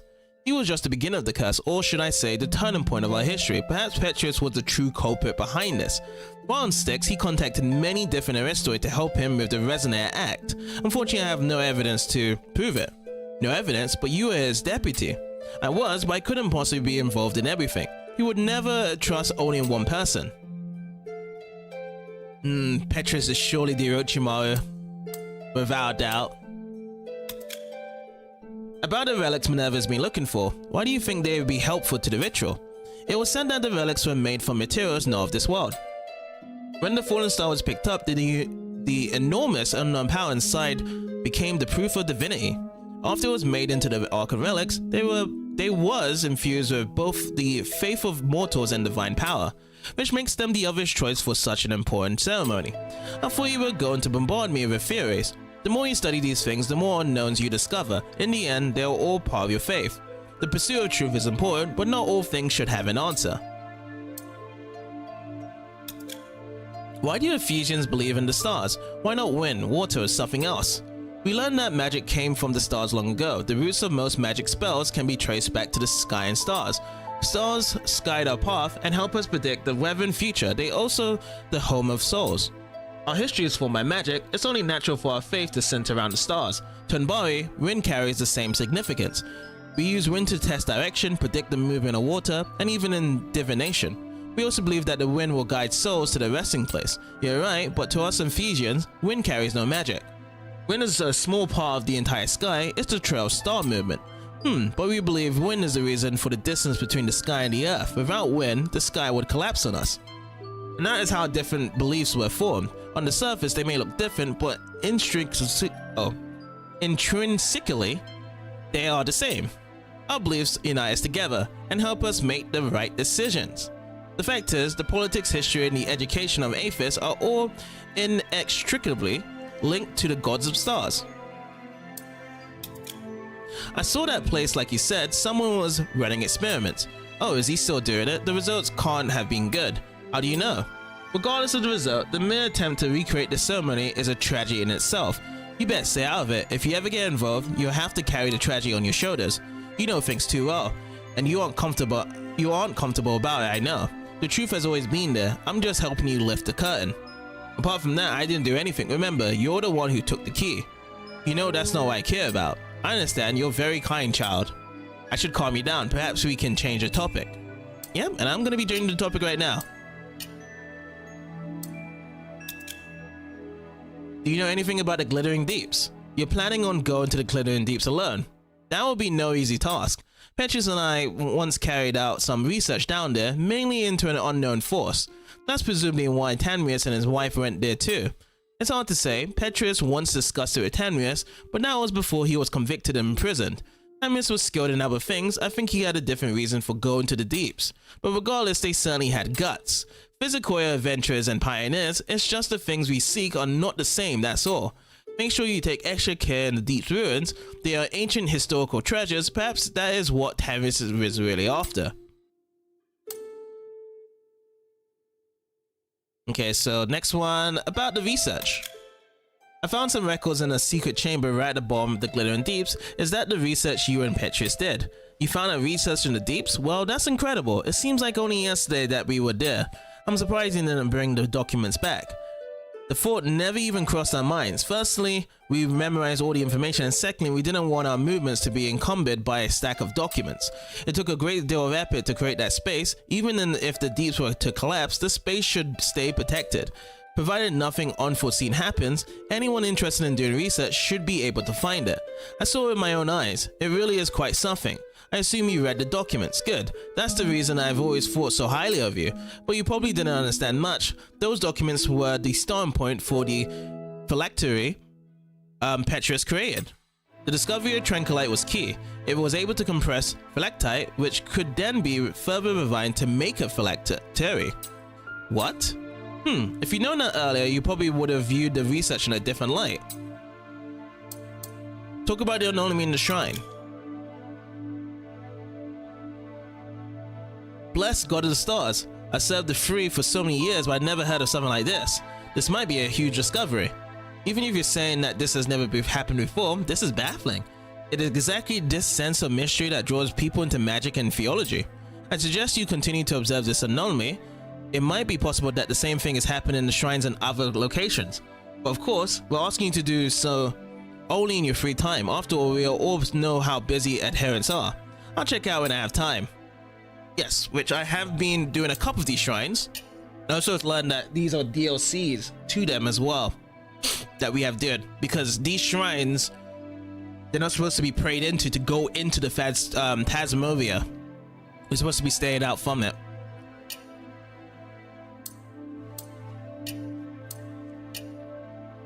Let's see, so let's leave. May the Three bless you. Let's get over to Marissa and see how she's feeling.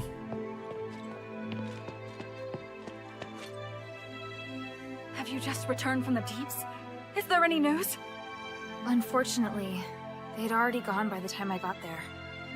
No! I've been telling them to stop and to not leave me behind anymore. But now... What can I do? There's no one I can depend on.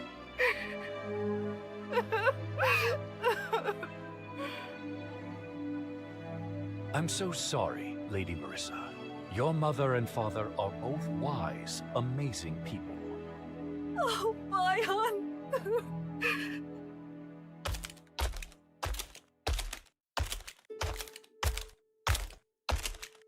Don't be sad, Lady Marissa. The mistress and the adherents are all behind you. And what about you, Bion? Can I rely on you? I'm an adherent too, so naturally I will help those in need.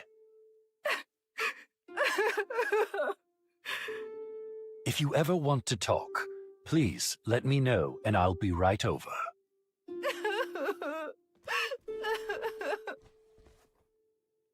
What's with that neck scratching, Brian? This is such a sad moment for Barissa to lose our parents out. And you could just pretty much just say 100% I'm with you there. What type of music do you like? You may be interested in this. I found another item. Marissa, I think your parents left this for you. A gift? Oh, by the gods. I did ask them for a souvenir once. But it was just an excuse so they could leave without worry. I knew they would face danger. Sorry to hear that. I always asked them to stop, to not leave me behind anymore. But now...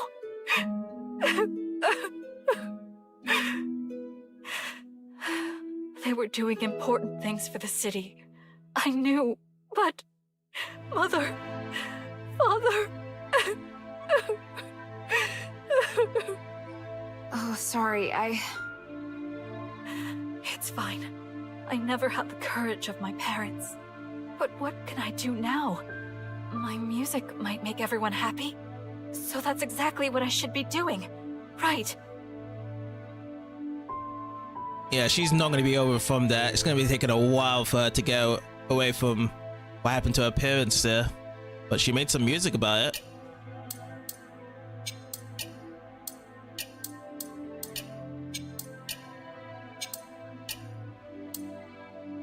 Come to chat when you have time. I'll leave you alone for a while, Marissa. I think that's the best thing I can do for you right now. Friend, did you find anything while you were exploring the deeps? I hear the place is incredibly rich in starite varieties. Tranquilite is particularly valuable. What? I can't just casually pick up ore. It's more trouble than it's worth. We can hand over the Styx map though. Is this what you want? Can you understand it? It's an Ephesian code. I can decipher it. In return, apart from trading more of my valuables, I'll tell you something. You know the warehouse underneath the dungeon? Inside, there are lots of goodies. I know the place. There's only one way in, and your information won't help. You know? And if I said that Iranius has a way to get in? How do you know? Because I'm a little more professional than you.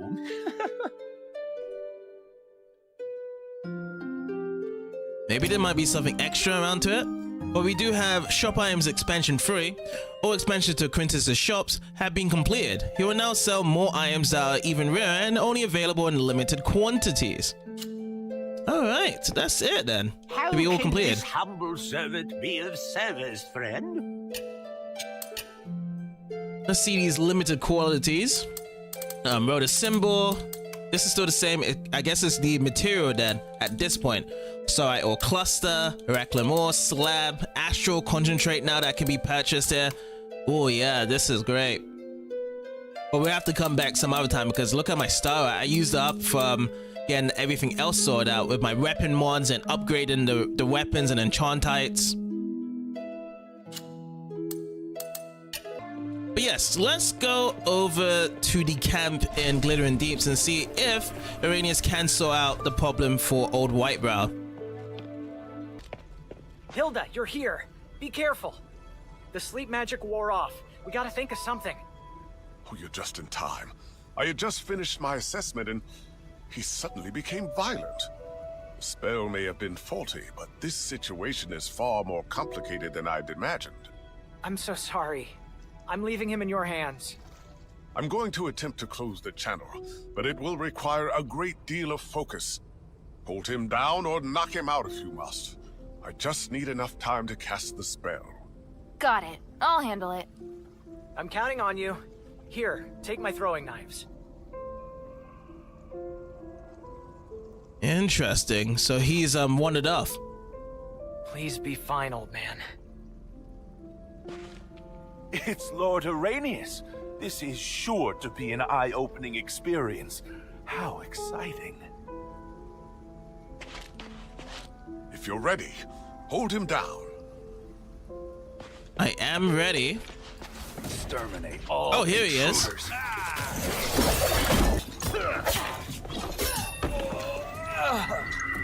Oh, what's going on?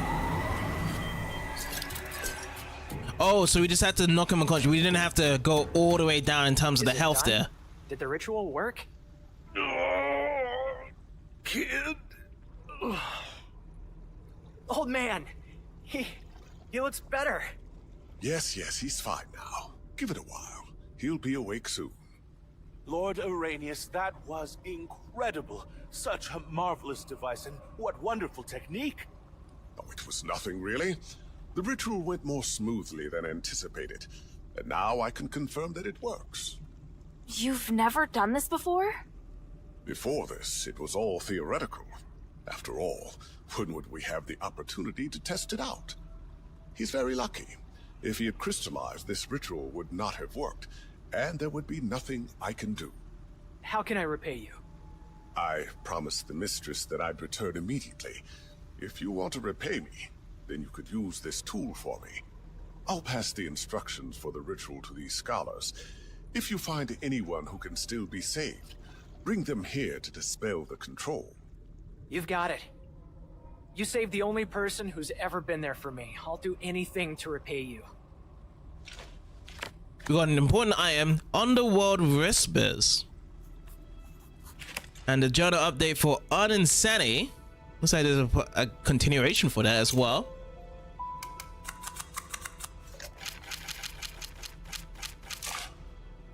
Old Whitebrow is finally back. I didn't think I'd be able to get Iranius to help. Maybe we can save the miners. Oh yeah, there's miners at the top there, isn't there? That they need to be saved.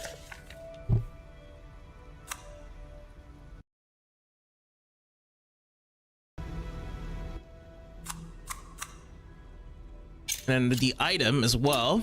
See where the item is. Underworld Whispers automatically restores AP over time, but it's a -2 on everything from here though. I'm so relieved. Let's celebrate when he wakes up. What? I'm free? Old man, you're finally awake. I was always awake, but only my consciousness was awake. There was another consciousness that kept coming into my mind. It wanted to replace me. That voice sounded like a single person, but it also sounded like hundreds of people talking to me at once. It felt like I was almost going to become one with them. Almost. It doesn't matter. Stop thinking about it. You're fine now. That's the most important thing. Yeah, you're right. Thanks, kid. I heard you calling out to me all this time. You didn't give up on me. Of course. It was nothing.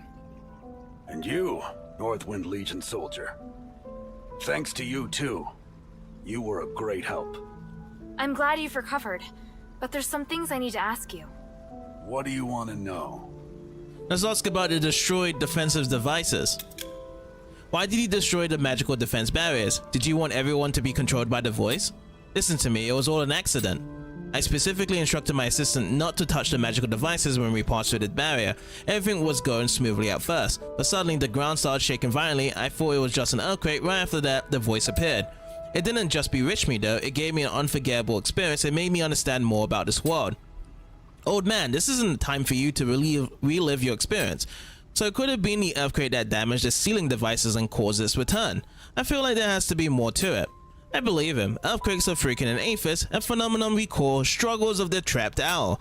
Owls are believed to be the messengers of the gods. One legend says that an owl is trapped underground and is constantly struggling to return to the skies. Each time it flaps its wings when it struggles, the people living above the ground feel tremors. Only when the ground finally splits open will it be able to escape. Ha, an owl, are you for real? It's a huge owl, about the size of Aphis. Alright, I don't know if there's an owl here, but I believe the old white brown wouldn't mess with anything dangerous. What's more, those devices don't look like any kind of treasure that can be taken away. Listen, soldier, I had no intention of destroying the barriers. I swear, I wasn't even interested to know what would happen if I did. You sound like Shay when he's lying. Forget it, I'll believe you for now. After all, you wouldn't even have been able to reach the place where the tie is trapped. True. Let's ask about the King's Curse. Did you find a way to remove the King's Curse, or even any clues? Well, I may have found something, but I'm still not sure. Tell me, I'm not going to arrest you here. In other words, she's unable to arrest us now. Hey! In that case, sorry, I didn't find anything. It's an unfortunate outcome, but I won't stop searching for a way to remove the curse. Why do you want to help so much? If you were to cause too much of a ruckus, it would be detrimental to the goblins' trading partners. It may have not been intentional, but I caused the king to become cursed, so I'm the one responsible for resolving it. This is how our rules are. Although after visiting numerous ruins and researching magic in witchcraft far and wide, I found that Ephesian magic is unlike any other. For example, the raven witchcraft of the people of 10 Eyes, the nature spells of the druids, the megaliths used by the ancient Martin to communicate with the gods. Magic and curses can be found in many places and have brought great benefit to many people. However, none of these civilizations come close to developing magic as advanced or as powerful as the Ephesians, such that its effects persist to this very day. Alright old man, calm down. Let's ask about the eternal conflicts within the goblins. Do you know there are people in your organization that want to assassinate you? There are plenty of people who want me dead, but so far, none have succeeded. I can guess why you asked me that, but no, I won't leave the goblins. Even if the person who wants to kill me is Hobgoblin herself, I can understand why you want to do that. I don't understand, doesn't the thought of being betrayed by a comrade sicken you? She's so silly that it's almost cute, right old man? Haha, I never expected the Northwind Legion to have such an innocent young lady. All this is nothing to the betrayal I experienced at the School of Craftsmen in Unbari. I'm grateful for your warning, but I have my own way of dealing with it. This isn't the first time and it won't be the last. Alright, looks like I was overly concerned. And let's end the conversation there. I was going to tell you to leave Aphis immediately, but from the looks of it, you're not going to listen. So how about this? You stop bothering the people of the Pit Village and interfering with the mine's operation, and I won't give the Legion any information about you. You've caused too much damage here. I can't just turn a blind eye. Agree to her terms, old man. Harold's here too. If anything happens, they'll catch us sooner or later. All right then. I agree.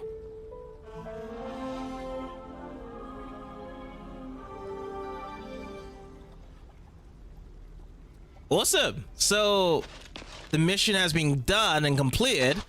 Is that still retaining to the one in Glittering Deeps for the old man? I'm not too sure which one it was. It might have been on Insanity there, but didn't actually say the update to it. But yeah, another side mission completed. What do you want to know? What do you want to ask? Let's ask if we found any special star. I think we've done this one before as well. Oh yeah, because this is the shop.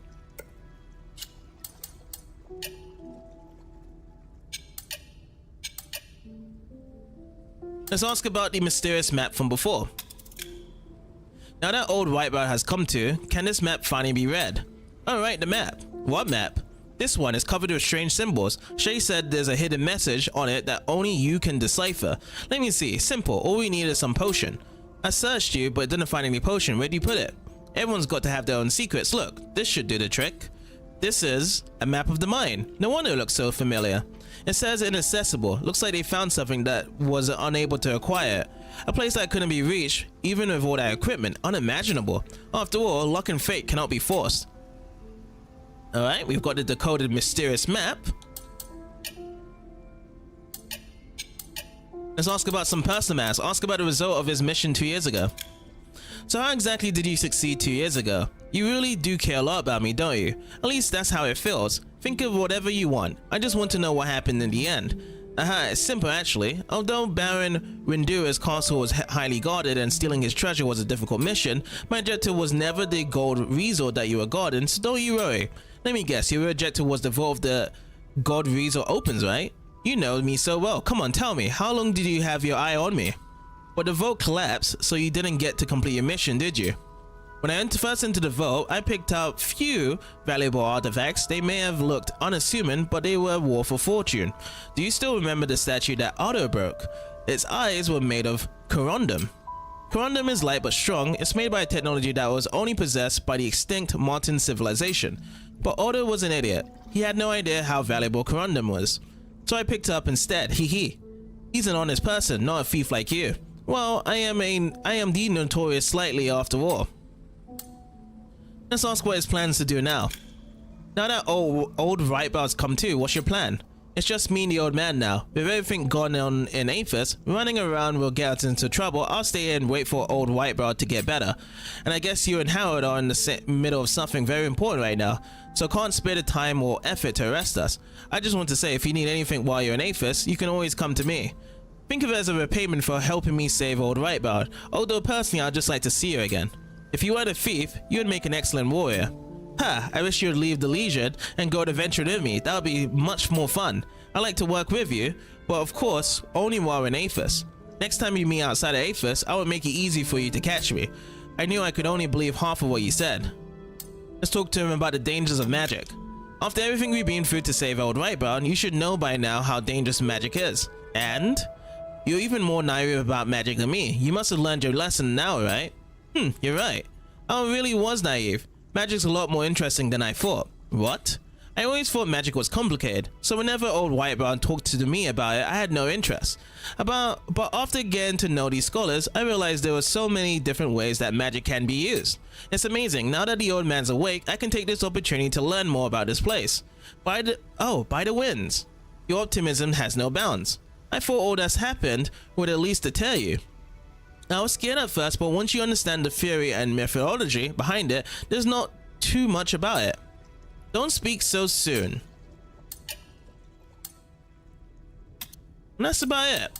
The mine still holds many secrets. So they're going to be staying here for a while after the whole resolution has been solved of lifting this curse then. Do you know that some of us have crystallized Asterigos? What is it, child? Let's ask about the Titan's power control. Do you know if there are any secrets to the Titan's power control? Well, Arrhenius appeared before me just like that. Oh, regarding your question, I took the opportunity to talk to him about the voices, or what we call the Titan's power. Initially, I thought the Titan was consciously controlling the creatures and giving them orders, however, that doesn't seem to be the case. My hypothesis is that the Titan's consciousness follows into their minds and seamlessly takes over their thoughts. In other words, they're not working under the Titan's orders per se, but rather they become an extension of its consciousness. So you're saying that those creatures being controlled are actually part of the Titan? That's right. Those creatures have rather simple brains, so it's easy for the Titan to control them. However, the human brain and mind is much more complex. That's why there's a conflict between the human conscious and the Titan's consciousness. I don't really understand, but in case, it just means those creatures that are being controlled have already lost their consciousness, right? You could say that, but just moments ago, Arrhenius raised a new possibility. Could it be that the consciousness of those creatures, including the Titans, has not dissipated, but rather become one large entity? All the consciousness merge into one through the Titan's power, sharing information as well as actions. I could not follow that what you're saying before, but I'm completely lost now. I know it's shocking. Arrhenius' new hypothesis is incredible and bewildering. If his hypothesis is true, it would be a whole new way of living. It might even go beyond the limits of our physical bodies. I'm a little too excited. Sorry, are you crying? I feel a mixture of sadness and joy. I'm happy to see that the future holds new possibilities, but I also lament my insignificance. Please forgive me. This aged body hasn't felt such excitement for a long time. Alright, don't really care, but I'm happy that your research is going well. Gentle child, may the God of Stars bless you. Now that sounds like a Renegon situation whereby everyone's connected to the power of the Renegon with the pain bodies, and they all have the same conscious and the minds and actions of what they want to do. That's how I see it as. Please speak. Let's talk about the possibility of the Nexus shattering. You seem surprised to hear that the Nexus might shatter. How serious will it be if it does? The Nexus is a symbol of the spirit of Aphis. It's also the source of our magic. You could say that all of Aphis's glorious achievements are founded on the research and application of the Nexus. Without it, there'd have been no progress.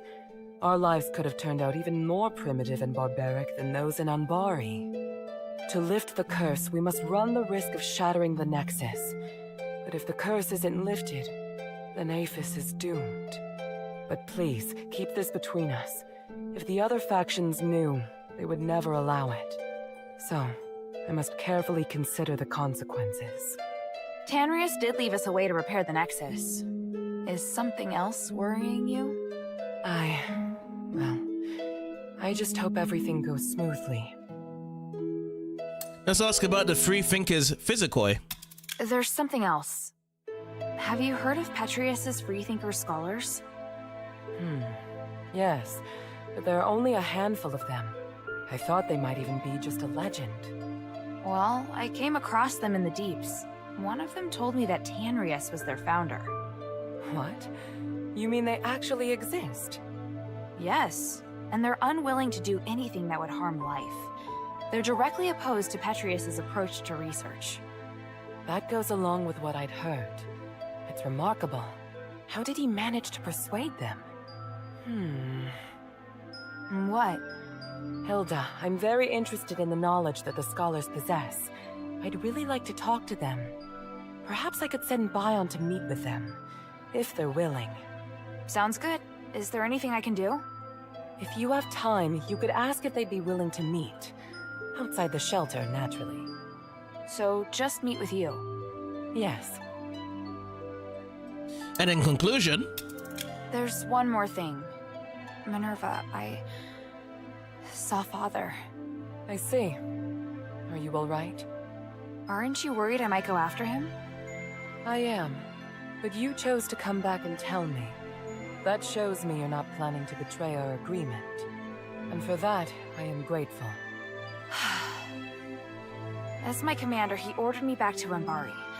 He says a soldier shouldn't be doing what I'm doing. I don't know what I should do. I want to stay here, of course. But if I stay too long, I'd be disobeying an order. If I wait until this is over, I could be severely punished. You've had plenty of opportunities to return, and I haven't stopped you. So, why are you still here? Because if I leave Aphis like this, I know I'll regret it. And why not be a hero? Not everyone has the chance to stand on such a glorious stage. However, I understand that you're struggling. There are times when I question myself, too. We all face choices. The important thing is that we don't have any regrets. Thank you. Please speak. That's a good solution to any problems there. Ending it with no regrets. Because I've definitely been in that situation before. Ask about the steel rubbings from the deeps. I brought back several rubbings from the deeps. Did you see them? Yes, and good work. However, it looks like we're going to need someone who can translate them. Can those freethinkers physicoi from the deeps do it? Probably not. But I know who will. The goblins. You mean those outsider thieves? But how? They're familiar with many languages, including ancient Ephesian. Let's have them try. Apart from Tanrius, I can't think of anyone else who'd be able to translate. I don't know. I don't trust them. They are thieves, after all. That may be, but they also owe me a favor, so I don't think they'll be able to refuse. Well, I trust your judgment. I'll be waiting to hear from you. Sounds good. Time is of the essence. So journal update ancient myths. It's time to let Shay and Old Whitebrow do their thing. And it was also winning liberties as well. The sea has suffered many wounds from the malicious use of magic, but it can also be used in the right way again. It will surely bring many benefits. I think Minerva is thinking the same thing. Back to the glittering deeps, I suppose. The mine still holds many secrets. What do you want to know? Let's ask him to translate these inscriptions. Say, do you have any thoughts on the steels in the glittering deeps? The ancient steels scattered around the deeps? Of course. Sounds like you need our help. They may have no monetary value, but they're extremely rare historical artifacts. I took a glimpse at their inscriptions. They're rather interesting. Want to know the details? Yes, tell me everything. We'll need a more complete picture. Someone has to copy the inscriptions and bring them back here. Ooh, what a wonderful opportunity. Allow me to join in. Do you want to know what they say as well? No, it's not within the scope of my research, but I would like to record the inscriptions, purely in the interest of heritage preservation. I couldn't agree more. Got it. I'll bring back any rubbings I can find. I never thought I'd be able to read those inscriptions again. I can't wait. Alright, so let's start giving them these inscriptions then. Let's give them the first one. I think I know this. There's a, what's that word? Tree. The Tree of Stars. Remember what I taught you? When this symbol is at the end, the meaning is different. Right. I remember. But why is it always about trees? I mean, so many myths and legends are related to trees. It symbolizes the prosperity of a civilization. Trees are as important as water. And this part, is it about stars? No, wait. It refers to stardust. Yeah, makes sense. All done. Take it. This part was actually relatively simple.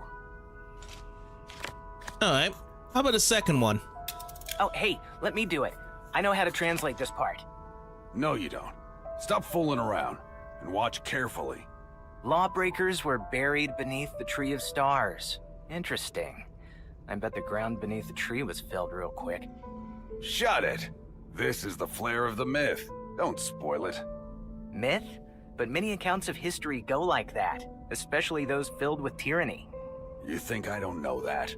I'm the one who taught you about history. Done. Take it, Hilda. It feels like there's two things that's going on. One, they actually give us the translation, and two, the rubber in between both the Old Whitebrow and Shay when they kind of just mumble around each other. Give him the third inscription. This might mean consume or swallow. Yes, you're right. I think it means the latter. Strange. I think I remember seeing this myth somewhere. It doesn't ring a bell for me. Which ruin are you talking about? Or was it an ancient tomb? Neither. Never mind, I'm probably mistaken. More importantly, it's done. Alright, sweet. How about the fourth one, guys? These 3 names, how should they be translated? I should have heard of them before. The court magistrate? That's the only one I know. Are you talking about the 3 gods of stars from Aphis? They're the court magistrate, guardian saint, and battle maiden. Gods? The text didn't give them any honorifics, though. But the translation does match with the 3 names that you said, so I think it should be correct. Here, take a look at it. Awesome. And then I also got the 5th inscription as well. Something? What a weird name. It's obviously the naming style used by people in the past. The thing that threw me off is the portion that's missing in the middle. I'm unable to infer the identities of these people. Hilda, is this everything that was on the steel? It was the most damaged one. This was the best I could do. Alright. What a shame. It's really piqued my curiosity. Can you still translate the rest without the missing part? Yes. At least I hope so. Take a look for yourself. Absolutely fascinating. I'm very lucky to have had the chance to read these myths, Hilda. Thank you for your effort in helping to conserve these artifacts. I believe Tanrius would be happy if he knew. I should be the one thanking you. So, thank you. All of you. Don't mention it. I'd wanted to study these steels anyway. I thought I'd lost the opportunity, so I should be the one thanking you. Awesome. Do you want to update ancient myths?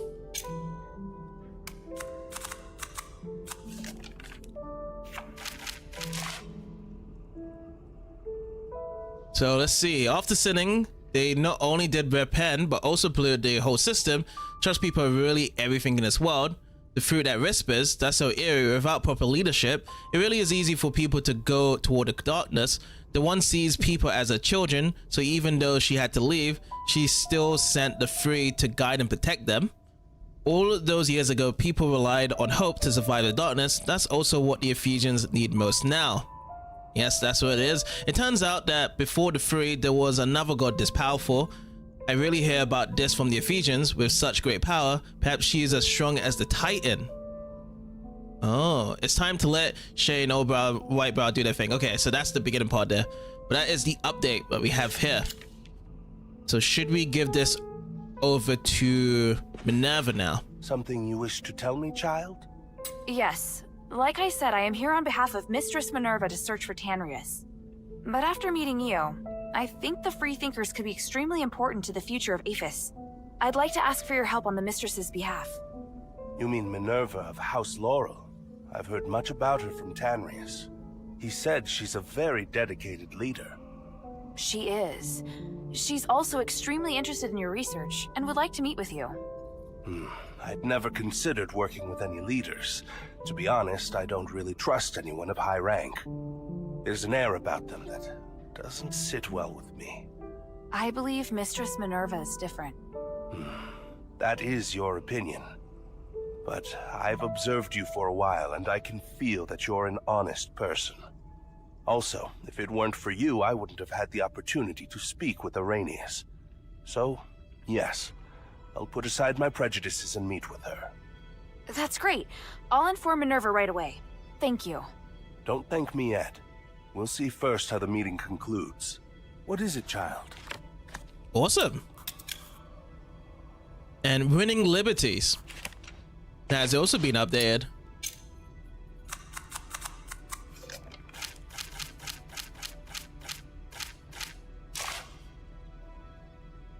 By the winds, the Freethinker scholar is willing to put aside his prejudices and talk to Minerva. Well, let's make that happen. How are things here? Thanks to the 3 relics you recovered, and this precious spark, it's looking up. And everything's been done before the Trinity. We're so close to victory. So what do we do next? To perform the ritual, we need to ascend Callum's summit at the Trinity. So prepare yourself. We'll wait for the Trinity together. Awesome. So it's either going for the main quest now for wait for Trinity to happen, or saying I've got something else to do. I've just got something else to do. I'll be back soon. Time is of the essence. So we did talk about this here. Here's the translation of what's written on the ancient steels in the deeps. Amazing. They translated it well. I'll give it to Arrhenius. Although, I don't know if these myths will give us any new ideas. Circulating this information is a very important mission. Thank you, Hilda. Awesome. So we got 2 astral concentrates from that. Let's ask about contacting the Freethinkers Physicoi. I've talked to the Freethinkers Physicoi. They're willing to meet. Thank you for your help. Bion and I have already seen them. That was fast. Did everything go smoothly? Well, they agreed to cooperate, but under one condition. I may need your help. Me? What is it? Well, I'd like them to assist me with my Nexus research. Once we finalize the details, I'll need them to use their connections to find more people who will support us. Then we'll target them with favorable propaganda. That doesn't sound like something I'd be able to help with. What you can do is help them finish their experiment as soon as possible. They need something called crystal nuclei for their research. I'd like you to get it for them. Crystal nuclei? Where am I going to find those? According to Bion, the Rocklings in the Glittering Deeps, as well as a few mad Physicoi, have them. They need 7 in total. Find them all so the Glittering Deeps experiment can be completed as soon as possible. The Trinity night is almost upon us. They've been down here so long, they have no idea how close it is. Awesome.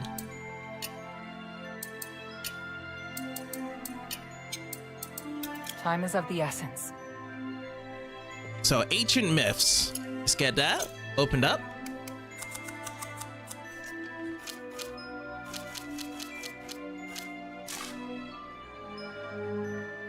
Let's see, where do I have to look out from this?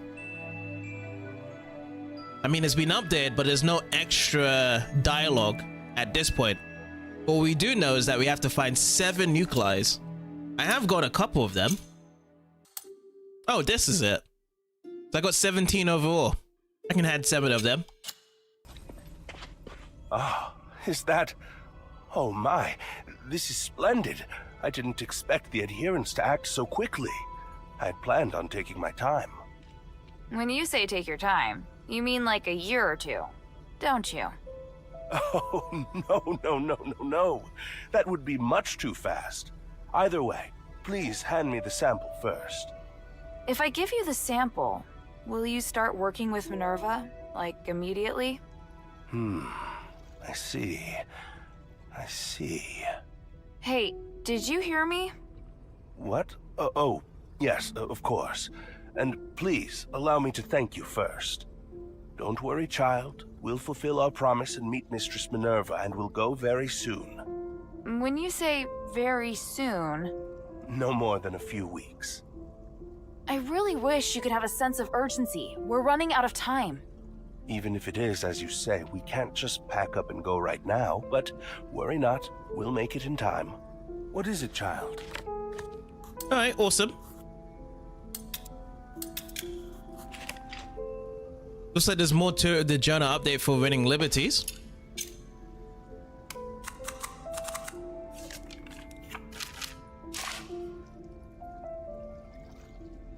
The scholar still prioritizes his research, but I still feel happy to have brought about a positive change. And I hope that the Freethinkers' research can really bring a brighter future for Aphis.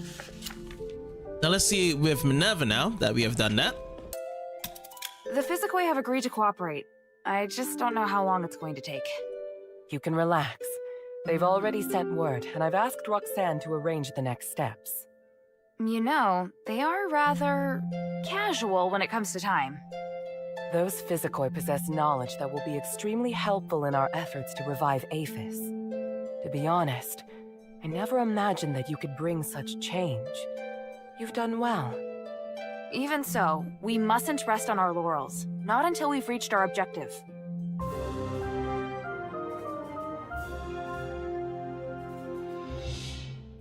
Whoa, that's a new fanfare theme.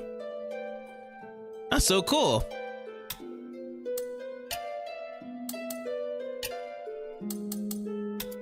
Time is of the essence. I don't know what reward we got of that. Besides the theme changing. But yes, what I'll do right now, I'll just prepare as much as I can before the Trinity begins as well. So we'll have a look around of anything else that needs to be taken care of. I've solved the issue, Avalon. Which issue? The outsider thieves? The cultists? The war axe? Or that damned voice? I didn't need to do anything about the outsiders. They turned on each other in the mine. Serves them right. What about the voice? Did you take care of it? For now. I also learned the origin of the voice. Nope, don't tell me the details. I don't want to know about what monsters are in there. Anyway, it's good that you took care of it. I underestimated you. Or maybe the Ephesian soldiers are just weak. We figured out something that might be able to save some of the villagers. A group of freethinker physicoi in the Glittering Depths claim that they can save them. They can't wait to show off the results of their research, and would gladly help the Pit Village. Really? Unbelievable! I mean that in a good way. I just didn't think you'd get such great results. Alright, take this. This feels like it's surging with power. It's the pure starite we had stashed away. We were saving it for when we reached our limit, but it's Minerva's now. We used to have a letter of authorization for the Pit Village, but this should be enough to show our goodwill. I, Abalone, and the people of Pit Village are at Minerva's command. So we got a large chunk of high purity starite ore. Journal update for sealing the voice.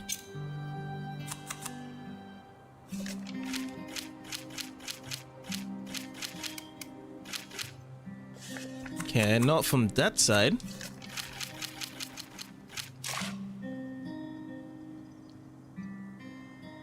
Now that the problem of the Titan's voice has been solved, things should be a bit better in the Pit Village. The adherents can also get assistance from the village, so my work is finally done. The only thing left now is to get rid of the curse. Yes, indeed. That mega chunk, where's the mega chunk? Here it is.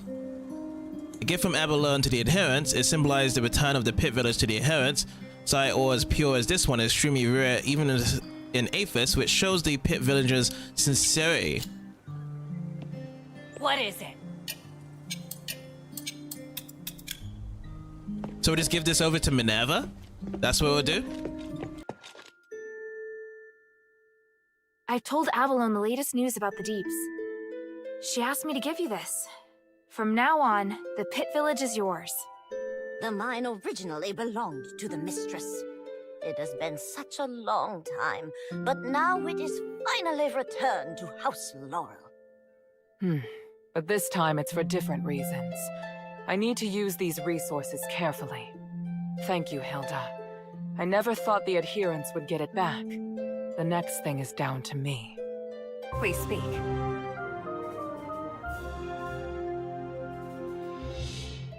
Okay. That fanfare theme came back. That's awesome. Alright, so I guess that fanfare theme just symbolizes whereby if you do the biggest task in that area, you get that solved out. But yeah, another allegiance over to the Pit Village. It's huge. Time is of the essence. Is there something you want to ask? Let's talk about uniting with the Aristoids. What are you planning to do now? I wish to help the adherents, as a favor to Minerva. I can help with that. Have you been to Argus Plaza before? I've been to Laurel Mansion. Minerva's opened it to gatherings, and many Aristoi visit. Really? That's perfect. I'll send people to spread word of my imminent return, and probe their opinions on the poor in the Black Streets. It has been a while since I've heard anything from the outside. Please, bring me any information you hear. No problem at all. Thank you. Awesome. I hope there are more beacons of light out there like you. It doesn't even matter if I'm criticized for my actions.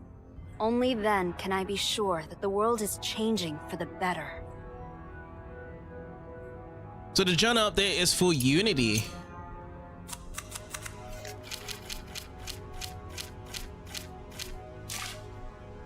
Serene's mind is very meticulous. She's already thought of how to convince the Aristoi to help the poor. I have to help her gather information, which will also help the people of the Black Streets. Is there something you want to ask? I hope there are only then. So she wants us to go over to Laura Croft down there. Well, Andreas is dead. You must be a fierce warrior. I know I couldn't take you, so thankfully you're on our side. Let's see. I think we already spoke to him about this stuff. Strange, I thought you'd choose to retire and go on vacation. Stop your mockery. Just because I'm lazy doesn't mean I don't want to protect the Archon. It's normal to not work, right? I'm about to get very busy. What would you need to do? Help communicate between Serene and the Aristoi, re-establish contracts, send messages, schedule meetings, distribute stardust, gather intelligence, organize information, execute plans. Not too shabby for someone that doesn't want to work. Andreas used to handle all that stuff, but he complained less and was more efficient. Looks like you thought quite highly of him. Credit's where it's credit's due. Let's ask his opinion on Andreas. What's your opinion on what Andreas did?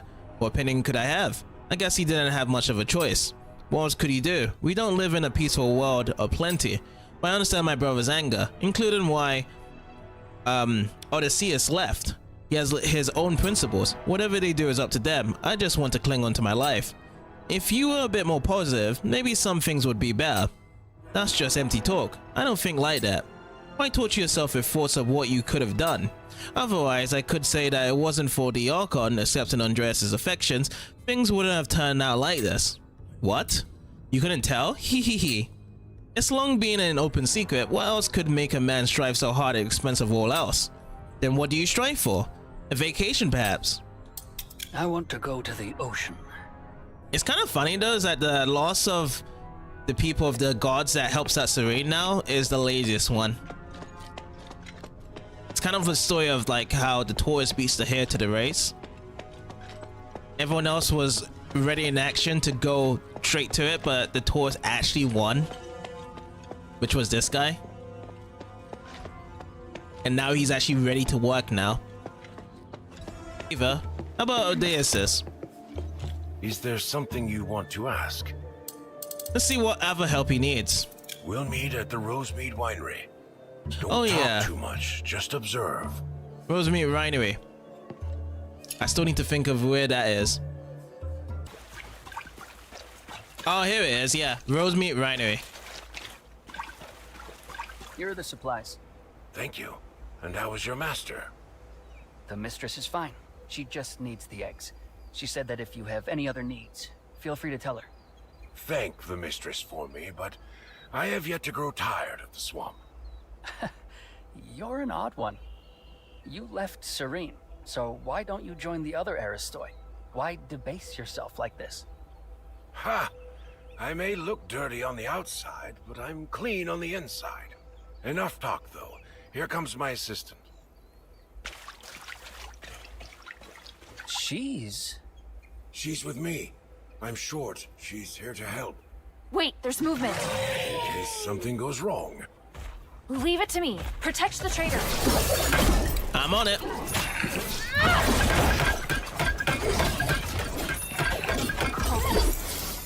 Damn it. They even found this place? I have to tell the mistress. I hope she doesn't end our deal because of this. Thanks. Thank you, Hilda. Good job. The trade went well. Have you been trading with the Aristoi this whole time? Well, the hunters have been meaning to restore trade with the Aristoi, but things have been a little rocky. After I arrived, I used my connections with the Aristoi to help smooth things out. But the Warax would never allow that. That's right, which is why they can't know. Get what I mean? That's all the help I needed, though. Thank you. Let's head back. I'll get you your reward. You seem confused. Do you have any questions? Let's ask why the Aristoi need bug eggs. You asked for eggs before as well, but those were for the Rorax, alright? For the Rorax, we just turned them to stardust. The Rorax have no knowledge of raising bugs, but the Aristoi do. But the only bugs that can breed after the curse are in the sunken outskirts. So the Aristoi have to trade with you. That's right.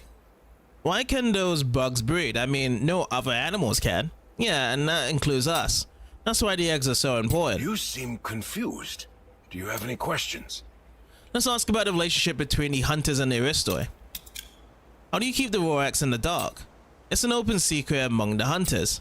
Since the Rorax fell into disarray recently, the need for stardust has decreased. It means we haven't been able to trade for as many supplies. And the Aristoi solved this problem. Exactly, I heard the hunters fell out with the Aristoi and refused to even enter talks with Serene. But we don't have a choice anymore. I didn't think you'd be the one that handles this.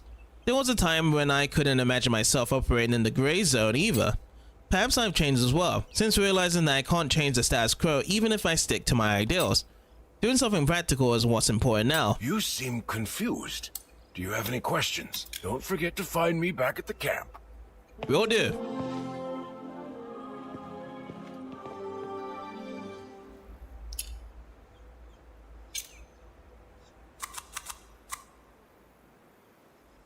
It's over in sunken outskirts, yes.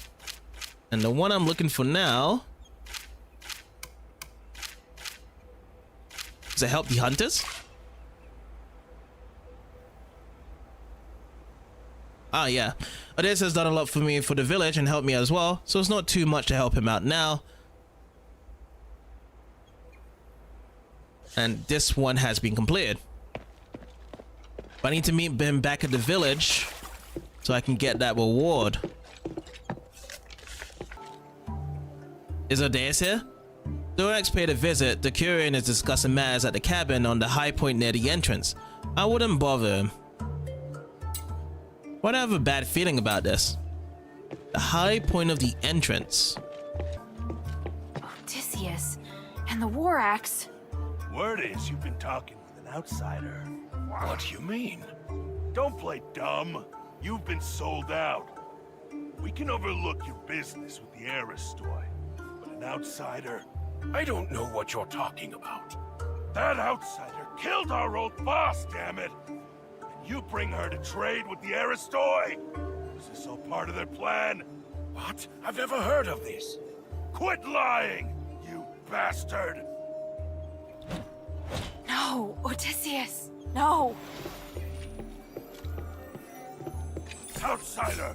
Just as I thought! Oh my god.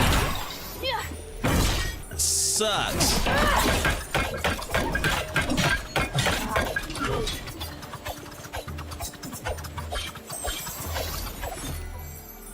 He just got killed off just like that.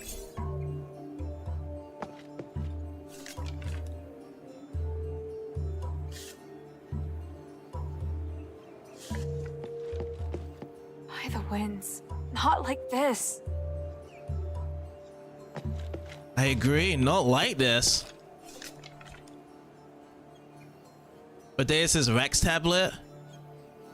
The words are scribbled hectically, suggesting that they were quick notes. The date for the trade deals drew closer. Need to get those bug eggs quick. Great, Hilda agreed to help. Thanks to her help, I have enough eggs. Hopefully it'll be enough for the supplies we need. I need to thank Hilda properly later.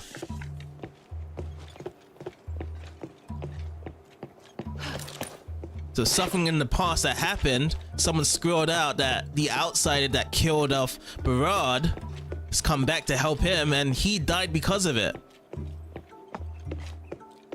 He didn't even survive. I serve Lady Minerva.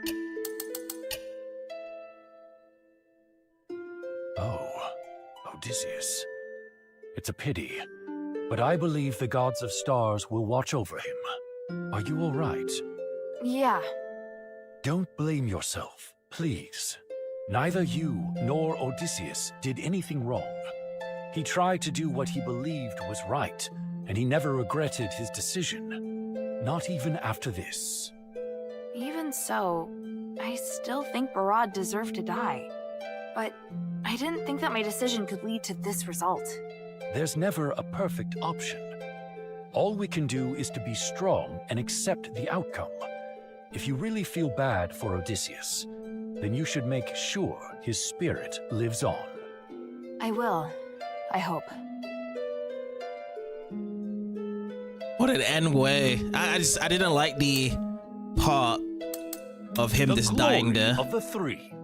Just based from our own actions.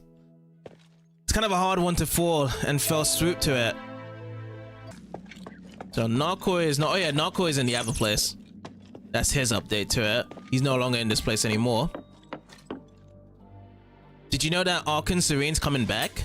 Oh, that's really interesting. Is it good for her to come back now? What do you mean? The current political situation isn't stable here. Minerva's power's growing and the adherents need to win over Archon Serene. Although Serene isn't well liked by the Aristoi, she has real power. If she cooperates with the adherents, she could push through a lot of policies. I must say that the two of them will be a very powerful combination. It seems like it will be a headache for some people, hee.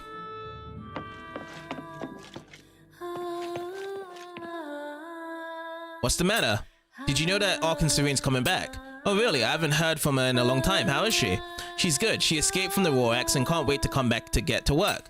She's brave. She was always brave in the Senate. I don't like her, never liked her, but I don't want her to be pursued in the black streets. She was so devoted to helping slaves and the poor, but now it's come back to bite her. She won't give up, will she? I don't think she will. I don't support her, but I won't stand in her way. I wish her well.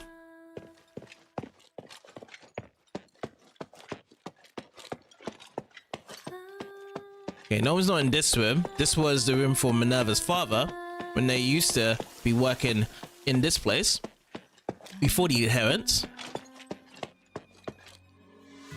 Did you know that Archon Serene's coming back? I didn't. Should I have known? I'm just curious about what you think. Oh, no idea. We don't know where she's been for the last century. We've been living our lives. It would be good for her to come back to work, but if she still defends the poor, I don't know what I'll do then.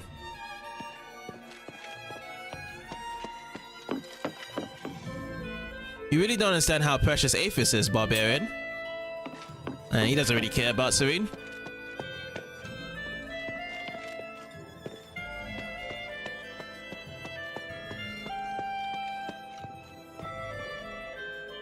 Did you know that Archon Serene's coming back? Let's celebrate with a toast. The hell with celebrations. Isn't it good? We'll have one more Archon. Correction, one more useless Archon. That woman was always running to the poor. She didn't care if we were alive or dead. If it does us no good, why should we let that woman be the Archon of civilians? Now that she's coming back, you can lock her in the office. Lock her in the office and listen to her cry about how miserable the poor are, please. So you'd prefer not to come back? Not come back? Her job is to manage this place. How can she not come back? Just ignore him, mercenary. I believe many people will be happy to see Serene back. Ignore me? How can you say such a thing? By the free, watch your tongue.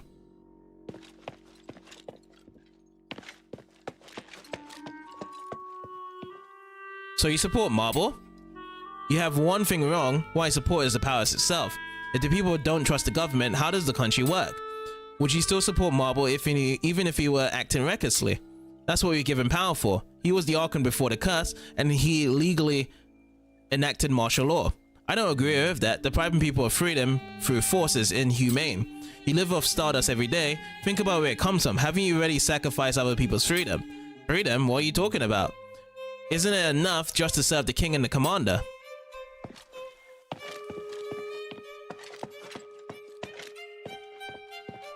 I mean, just talk to more people. Did you know that Archon Serene's coming back? Really, is that true? Tell me it's true. It's true, what's the matter? Alas, actually I don't have an ancient Aristoi bloodline. I was only a slave. After Serene became an Archon, the conditions for slaves got better. More and more slaves were able to make enough money to become citizens. Not only did my master volunteer to be a witness at my wedding, he even became my neighbor. Sounds great. But after Asterigos, everything changed. The Aristoi marginalized the slaves and the poor, including me, who was born in the black streets. Even while I sit here, people look at me strangely. I believe Serene won't treat you like that. I know, that's why I feel happy. If it's true, I hope I get to see her again soon. When the time comes, I'll do my best to support her, whatever she wants.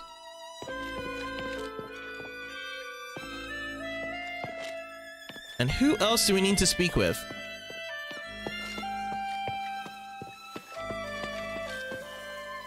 Did you know that Arkan Serene's coming back?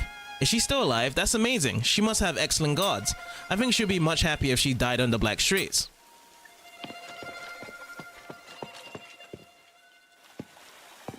Let's check out the back over here then.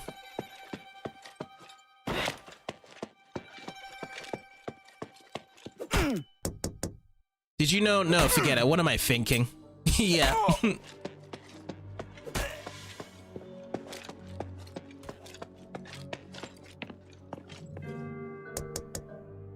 Did you know that Arkan Serene's coming back? What? By the gods? That's amazing news. Serene, Saintess of the Black Streets, the light of Apocalypse, daughter of Petrus, the voice of the people, the Archon of civilians. Is she finally coming back? Yes, so that's great. The Minerva in my script needs a foe. Huh? They were once rivals in love and politics. They're complete opposites. Oh, sparks are going to fly. What? No, they'll definitely work together. That's the ending. I'll try to write the whole thing. Be patient. Very well. This should be enough. I'll report the situation to Serene. Alright, so let's go over there. Let's report on the Aristoi. I'm back from Laurel Mansion. They've been keeping a close eye on the situation and welcome your return. I see. Thank you for the information. I know what to do now. Take this as a token of my gratitude. Please accept it. I don't like people doing things for me without compensation.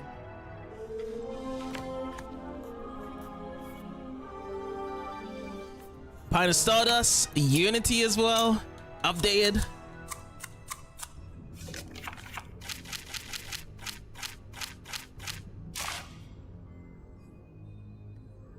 The Aristoids' reaction to Serene's return was mixed. Some are still observing the situation. Politics is really complicated, but fortunately their response wasn't too bad for the most part.